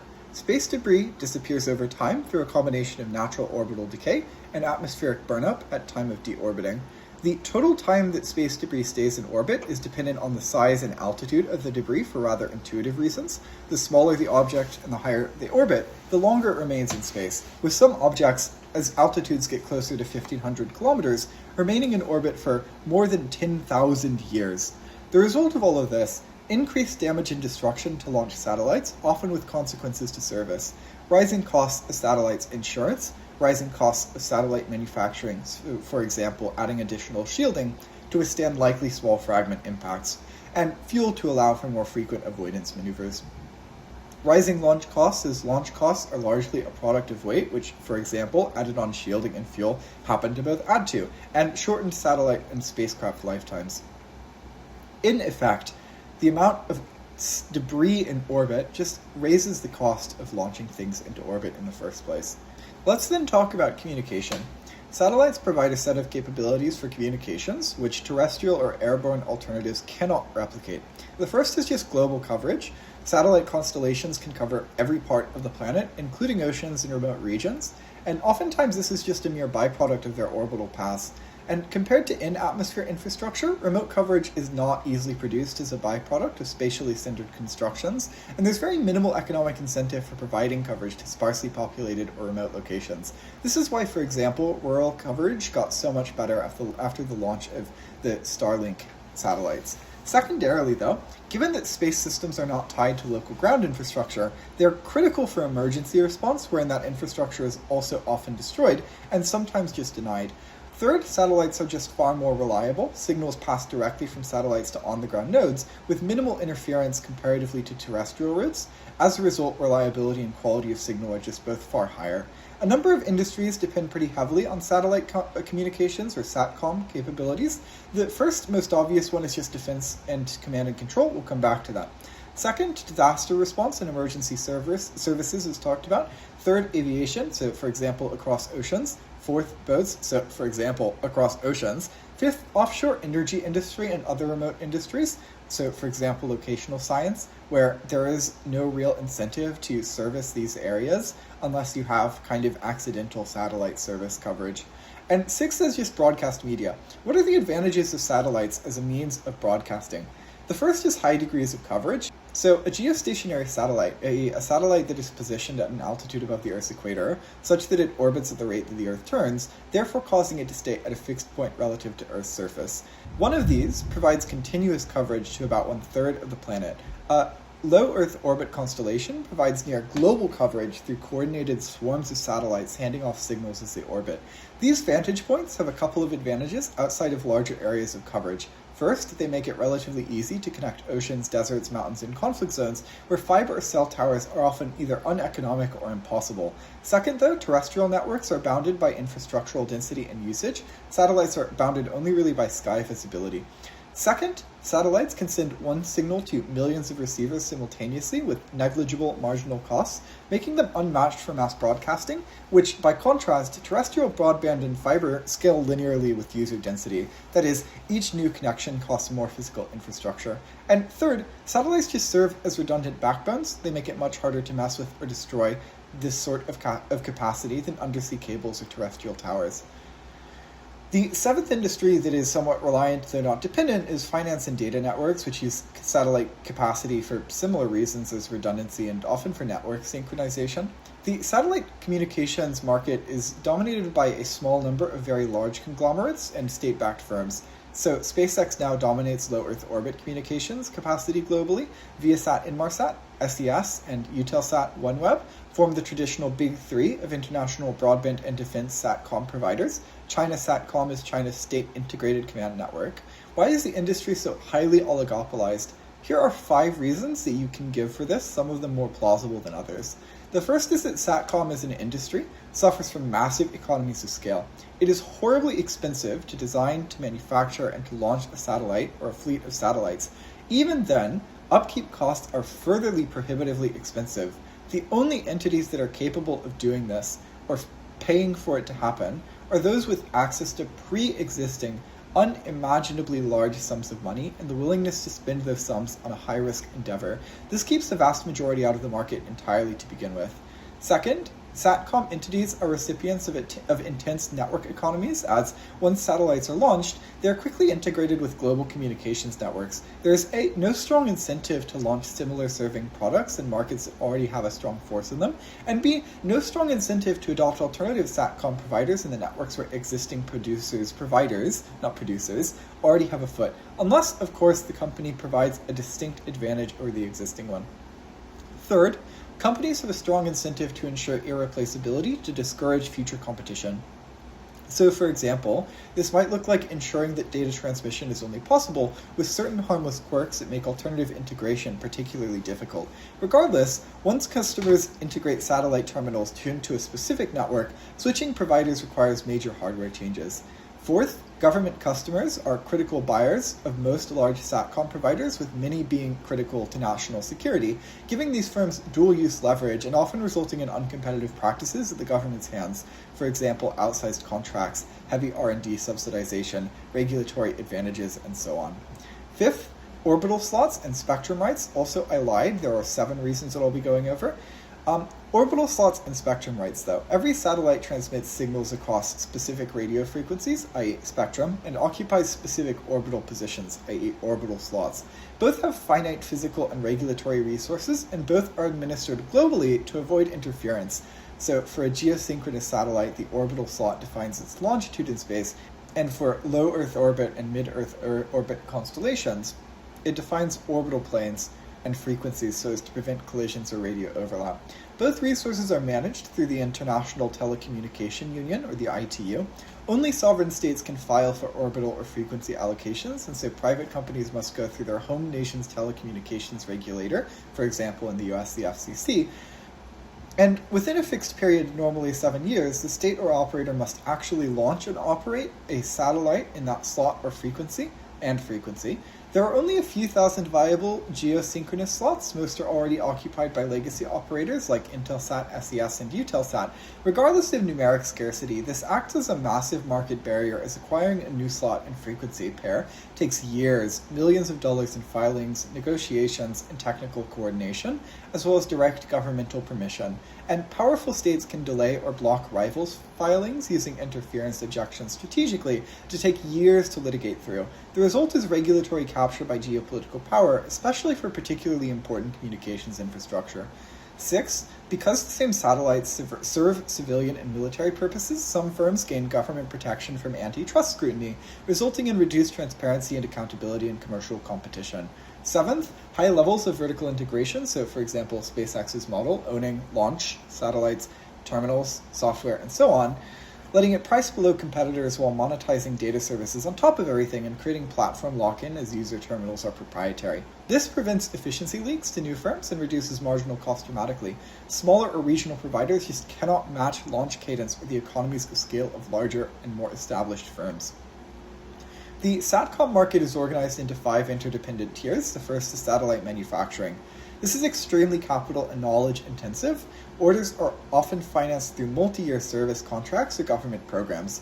Key prime manufacturers form an oligopoly of a few dozen firms globally. Switching costs for buyers are prohibitively high because each firm's design is highly customized. Second, there's launch services. These have been historically dominated by government-backed launchers, for example Roscosmos. This stage is now partially privatized and commercialized with reusable systems, though, so for example SpaceX and Rocket Lab. Launch costs have dropped from around $20,000 per kilogram in the shuttle era to around $2,000 or less per kilogram, which is still a lot because satellite weight does vary intensely, but medium-sized satellites range from 500 to 1,000 kilograms. Third, you have orbital infrastructure operations. This is what it sounds like. Firms control communication satellites, they relay information, they handle spacecraft maintenance, and so on. Fourth, you have ground segment and network integration, which involves constructing and operating teleports, not like the things from Star Trek, but antenna farms connecting space and terrestrial networks, routing data into fiber backbones or directly to user terminals, managing encryption, and so on. Integrators generally contract to multiple satellite providers. This is a pretty important choke point as well, because whoever controls gateway locations and data routing influences the sovereignty of data flows in the same sort of way that so much data flows through the US because of the density of fiber optic cables in Maryland, and as a result, US informational services have access to it. Fifth is just service provision and capacity leasing. There are 2 primary models here. The first is wholesale leasing, where satellite operators sell capacity or bandwidth to telecoms and broadcasters. The second is managed services, where providers bundle bandwidth, ground hardware, and data routing into a package and then sell that. One additional note, The SATCOM market is reorienting around low Earth orbit constellations and vertical integration. Prior to 2015, the SATCOM market was dominated by a handful of large, very expensive geostationary satellites. These operators were wholesalers, they didn't build satellites or control launches, and they relied on integrators for service delivery. Their market power lay in the fact that they had slot control and long-term contracts with service utilizers. Low Earth orbit economics upended this entirely. Low Earth orbit constellations are thousands of small mass-produced satellites in 500 to 1200 kilometer orbits, where continuous handoffs provide global coverage. These constellations require intensely high upfront capital expenditure, but rapid manufacturing cycles, for example 2 to 3 years, lower the per unit cost pretty intensely and precipitously. And the smaller size means that launchers can be reused, which is something that massive, very heavy geostationary satellites just cannot have access to. Outside of economies of scale, what are the advantages that low Earth orbit constellations bring that reshapes competition? The first is on latency and performance. Geostationary satellites and their latency is around 60 milliseconds round trip. Low Earth orbit latency sits around 30 to at most 50 milliseconds. Structural reasoning for this, geostationary satellites just sit at far higher altitudes, and it takes time to traverse that distance. This difference is legitimately important. It unlocks applications in cloud services, in gaming, in finance, and so on, consuming markets which geostationary satellites can never reach. And these areas get more reliable coverage from low Earth orbit constellations and terrestrial broadband, so there's a very strong incentive to switch to them. Second, on scalability. So Starlink, OneWeb, and others use assembly-line mass satellite production. Costs per satellite have fallen from tens of millions to under $1 million. Launch reusability drops marginal costs even further. Geostationary satellites, on the other hand, are not scalable. A, there are only 180 to 300 usable slots for them to fill up, but B, geosatellites are single, massive capital assets requiring truly monstrous antennae, special and very expensive technology to ensure long operational times, and so on. Each weighs several tons, costs 200 to 500 million to build, another 100 to 200 million to launch, and even more to ensure. The third factor is inter-satellite links. So laser cross-links, that is optical communication links that use lasers to send data between satellites, or between a satellite and a ground station at high speeds and with high security, turn constellations into optical networks which can bypass ground relays, reducing dependence on terrestrial gateways and national jurisdictions. This makes low Earth orbit systems very attractive for defense, for remote industries, and for authoritarian regimes. And remember how pivotal government subsidization and buying is. Fourth, shorter life cycles incentivize faster innovation. Low Earth orbit satellites decay within a few years, so operators can refresh hardware and protocols quickly, whereas geostationary satellites have 15-year life cycles, so they become outdated quickly while in the sky. The result of all of this, geostationary satellites' pricing power has eroded as bulk bandwidth prices have fallen sharply because low Earth orbit operators have flooded the market. Geostationary operators lose enterprise and government clients who migrate to lower latency and more innovative services. Many geostationary operators, as a result, have consolidated to stay relevant. Take, for example, the Viasat and Inmarsat merger. We've already talked a bit about launch services, as is relevant to the SATCOM industry, but it's worth talking about more launch services. Launch is deeply technical. This industry is extremely capital intensive. Rockets are, in fact, consumable infrastructure that is destroyed or partially recovered each flight.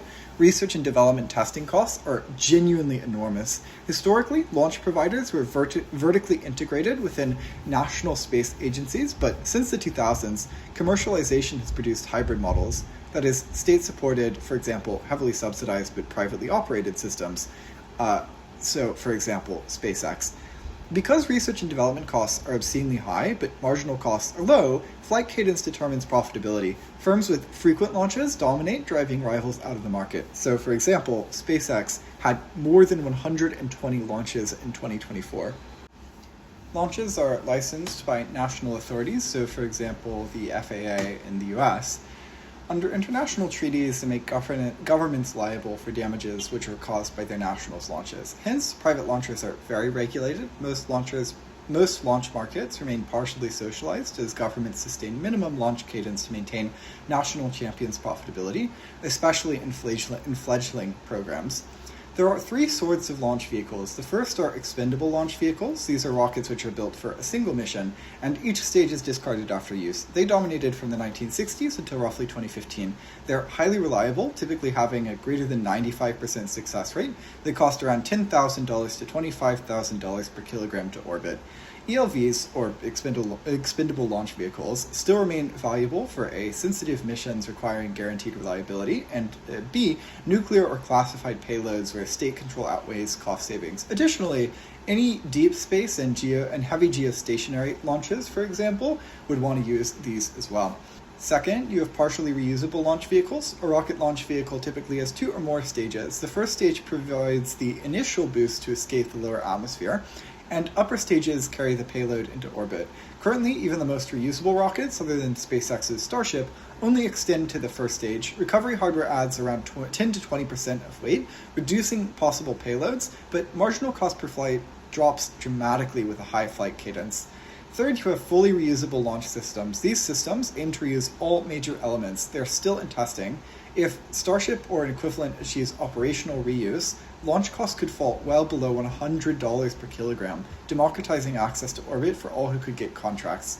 This would also enable bulk cargo delivery for lunar bases, large constellations, and in-space manufacturing. Launch systems are super important. Nations with reusable systems gain an exponential advantage in launch access, and businesses which provide them can price competitors out of the market with ease. It's worth noting that European and Asian powers are both rushing to field their own reusable systems to reduce their dependency on US launch capacity. The EU's Strategic Autonomy Doctrine explicitly names independent access to space as a pillar of defense sovereignty. Also worth mentioning that between 2022 and 2023, the collapse of launch costs via SpaceX completely disrupted state-chosen legacy providers. The old model quickly became uncompetitive overnight, and existing state-run or subsidized launch service providers lost nearly all commercial market share. Speaking of launching things into space, let's talk about space tourism. As a result of increased interest in space tourism, there is an emerging layer of private spaceports and habitats. So, for example, Spaceport America in New Mexico, Corn Ranch in Texas. Axiom Station, planned for 2027, will be the first privately owned orbital checkpoint for both research and tourism. Ticket prices have fallen, but are still absurdly high, with suborbital tickets, i.e. briefly gracing space to experience weightlessness and view Earth's curvature but not reaching orbit, fetching around $250,000 to $500,000 per ticket. Orbital costs around $50 to $100 million per ticket. The industry itself is not very profitable, with both Blue Origin and Virgin Galactic, the primary suborbital providers, not yet running a profit. And SpaceX's tourism missions are somewhat profitable, but they're very marginal relative to launches. The industry itself has a couple of technological spillovers. First, suborbital tourism is flown frequently compared to most other human space systems. So each flight, tests turnaround procedures, engine reliability, and thermal wear on reusable hardware, and also generates massive amounts of operational data on rapid reuse, crew loading, ground support logistics, and so on. And this roughly reflects aviation's history, wherein early joyrides in the 1920s helped normalize aircraft design, safety protocols, and public trust, which enabled mass air transport in the future.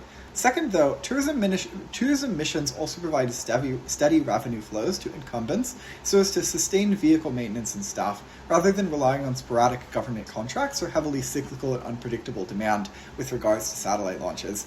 As vehicles get reused hundreds of times, the marginal launch costs drop, feeding back into cheaper satellite deployment and research payload delivery. Additionally, though, each new flight trains systems, engineers, and ground teams for more intensive launches. Third, investors are far more willing to fund projects with near-term visibility than they are to fund projects that are based around pure theoretical research, but the funding happens to overlap for both, which is really nice.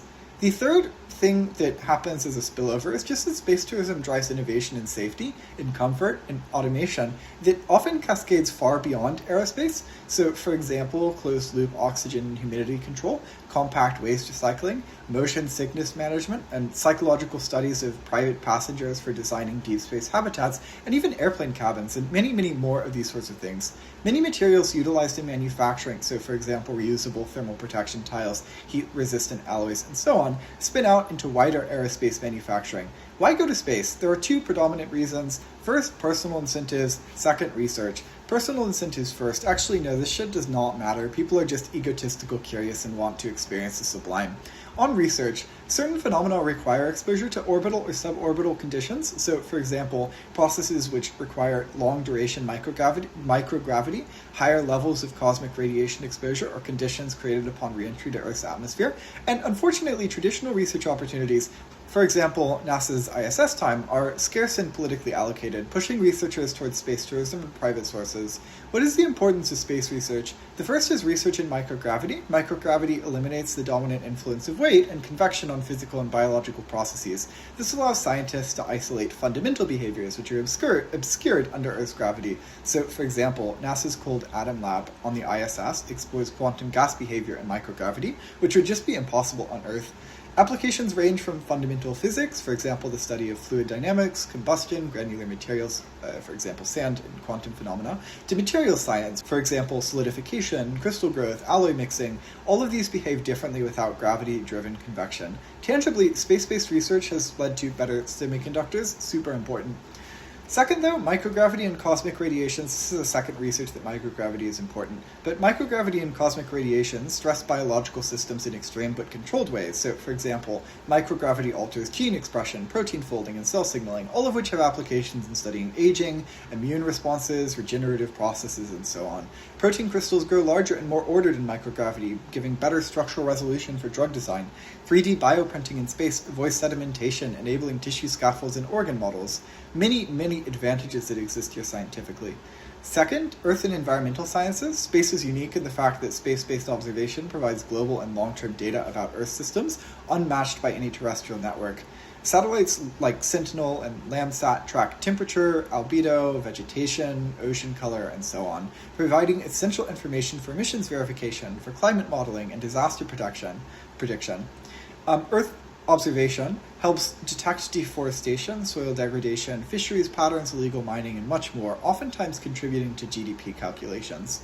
Third, space removes atmospheric distortion and interference, opening new observational windows across the electromagnetic spectrum. This enables the study of exoplanets, of dark matter, of early universe structure, and star formation. It improves forecasting for power grids, for example, by observing solar wind and magnetic activity that drives space weather. It aids particle physics research, that is, detectors in orbit or on the moon can measure high-energy cosmic rays or neutrinos beyond atmospheric interference. And fourth, the harsh environment of space, so for example, the vacuum, the intense temperature swings, the extreme levels of radiation, are really helpful for stress testing systems under extremes. Let's lastly talk about a couple of potential economic opportunities, starting with asteroid mining. Is it allowed? No real consensus. It's technically justifiable under the Outer Space Treaty's provision, which allows the exploration and use of outer space, not spouter ace, by all. The OST is the preeminent treaty regarding outer space. Even if it weren't allowed, there's no real enforcement mechanism. The 1979 Moon Agreement is a more explicit document which prohibits the use of the Moon's resources until the international community develops a framework governing the equitable distribution of such resources. Problematically, though, the Moon Agreement has 17 parties, and the US and every other major space power is not a signatory to it. Asteroid or space resource mining, often referred to as off-Earth mining, or OEM, splits into two commercial strategies. In-space use, called in-situ resource utilization, for example, extracting water or volatiles and metals to support spacecraft, propellant depots, habitats, and manufacturing in orbit or at cislunar locations, and then also return to Earth, so for example, bringing high-value metals back to Earth for sale. The economics for Earth return remain really uncertain and sensitive to commodity price effects, and we'll talk about them more in a bit. Potential space resources of interest include, first off, oxygen and hydrogen might be extractable from water ice found on the Moon's surface or from the atmosphere on Mars, and in turn, used for life support or to create rocket fuel. How did that ice get to the Moon's poles? There are probably three scientific hypotheses. The first is just cometary and asteroid delivery. Some comets and asteroids carry water ice. When they impact the Moon, much of the created water vapor escapes to space. But in polar areas with permanent shadow hosting constant temperatures around negative 240 degrees Celsius, much of that ice is refrozen and trapped for billions of years. Second, solar wind implantation. The solar wind contains hydrogen ions. When those strike the lunar regolith, they can react with the oxygen in the minerals to form small amounts of H2O. And third is volcanic outgassing. So in the moon's ancient volcanic past 3 to 4 billion years ago, magma released water vapor and volatiles, which may have migrated to the poles and frozen. This is why, for example, there are tiny water inclusions inside lunar volcanic glass beads returned by Apollo and Chang's missions. Iron, silicon, and aluminum might also be extractable from asteroids or the moon's surface and used in space as construction materials for space exploration and infrastructure. There are two ways that this occurs. The first is the moon's crust and mantle are made mostly of silicates, rich in silicon and aluminum, and iron and titanium oxides. Because of billions of years of micrometeorite bombardment and volcanic activity, these elements are finely distributed and often already reduced to metal oxides or even native metal grains. Additionally, M-type, that is metallic, asteroids, remnants of the cores of differentiated protoplanets, can be 30 to 90% iron-nickel alloys, and S-type, that is stony, asteroids, contain silicate and metal oxides. As a result, in the asteroid belt and near-Earth asteroids, there's an immense mass of native metal-rich rock, and planetary formation physics means that these resources are far, far more abundant in space than they are on Earth. Why? In the molten early Earth, heavy metallic elements sank to form the core of the planet. Lighter silicates floated up to make the mantle and crust. And as a result, things like the vast majority of iron that once lay in various deposits under the Earth's surface is now locked around 3,000 kilometers below us, far beyond our capacity to reach. The accessible crust today is pretty depleted in metallic iron. We mine tiny remnants concentrated by geological recycling over eons. Meanwhile, hydrological and tectonic cycles concentrated and diluted lighter materials, for example silicon and aluminum, in complex ways that limit large pure deposits. Asteroids A didn't differentiate fully. Many asteroids are primitive fragments that never melted and segregated into core mantle crust layers. They often have large pure deposits as a result, but additionally, they just don't have complex tectonic cycles which dilute their materials. The third resource that is of interest to us in space is platinum group metals, such as platinum, rhodium, iridium. These might be extractable from asteroids or the moon and transported to the Earth to sell. Fourth, you have lunar regolith, or the fragments of rock material that cover the moon's surface. These might be collected, processed, and used as building materials for lunar infrastructure, such as landing pads. Fifth, you have helium-3, which is a rare isotope of helium that can be used in quantum computing and medical imaging applications, which might be extracted from the moon and used to create energy for space exploration, or transported to the Earth to sell. The sun produces and ejects helium-3 continuously, so why is it on the moon and not on Earth? The reason is because it is created in the sun through proton-proton fusion. Well, this isn't the reason, but the way that it is created is through proton-proton fusion as part of the solar energy cycle. Some of it leaks out with the solar wind. In space, there's no atmosphere or magnetic shielding to block it, and so airless bodies like the moon, like Mercury, and many asteroids have no global magnetic fields as well and no thick atmosphere. So solar wind ions directly hit and implant themselves into surfaces and stay there for billions of years. The only terrestrial source of this isotope, given that we do have an atmosphere that blocks this sort of thing from occurring pretty largely, are A, small quantities produced by tritium decay in nuclear weapons and reactors, and B, negligible, and sorry for the probably butchering of that word, I've never seen it, heard it produced, I've only read it, and B, negligible traces in some natural gas fields. The isotope is particularly important in fusion. It's a clean reaction, meaning there is less radiation damage, it's easier to do reactor maintenance, and there's no radioactive waste that is generated. Is space resource extraction economically viable? Many barriers stand in the way. The first is just the cost of launching extraction equipment into space and delivering it to its destination with precision is quite high. Second, the risk that automated extraction processes or space travel itself goes wrong in some really unpredictable way will remain high for the foreseeable future, raising the expected costs quite immensely. Third, the cost of developing the necessary tech that currently does not exist is also quite high. Fourth, there's immense uncertainty about the amount and location of resources. Fifth, because of the high costs of the industry, it is legitimately very possible and quite likely that if rare space resources were extracted in sufficient quantities to achieve the economies of scale necessary, introducing those amounts into Earth's commodity market could change expected profits into actual losses by destroying commodity prices. And as such, governments and philanthropists play a very large and important role in funding. This is because you need someone with non-rational, profit-oriented motivations, seeing space often as an ends rather than a means to more profit. There are strong strategic reasons to extract certain resources from space. The first is just China's growing dominance in terrestrial mineral supply chains may prove a strong motivation for the US, for example, to develop space resource extraction capacities for space-abundant resources which aren't extractable in US territory. Secondarily, though, extracting certain minerals required for clean energy could hypothetically decrease the offsetting effect, where an increased extraction for those resources leads to more short-term pollution because of pollution-intensive mining strategies, for example, hard rock lithium mining. For in situ resource utilization, not only are these challenges smaller, so for example we have good information about available resources on the moon that could prove useful though not commercially viable, these challenges also may be offset by the avoided costs of launching and delivering fuel or oxygen or other needed resources to the in-space location where they are required. In contrast, for space mining, these additional costs are costs that are associated with transporting extracted resources to Earth as well. Energy generation, lastly. Space offers a uniquely ideal environment for collecting and transmitting energy. First, because it has continuous unfiltered sunlight. So, for example, in geostationary orbit or the moon's peak of near-eternal sunlight.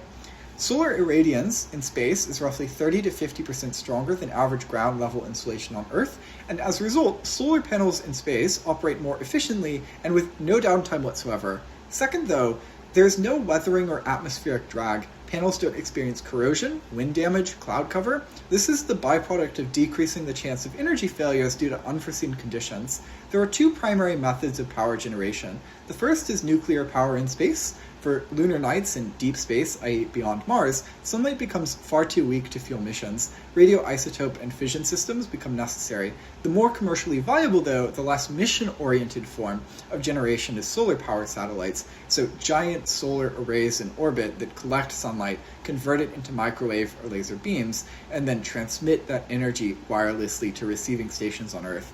These are currently hypothetical, as a 1 gigawatt station, which is enough to supply electricity to 750,000-ish homes at once, might require thousands of tons of panels, which is very, very impractical to put into space.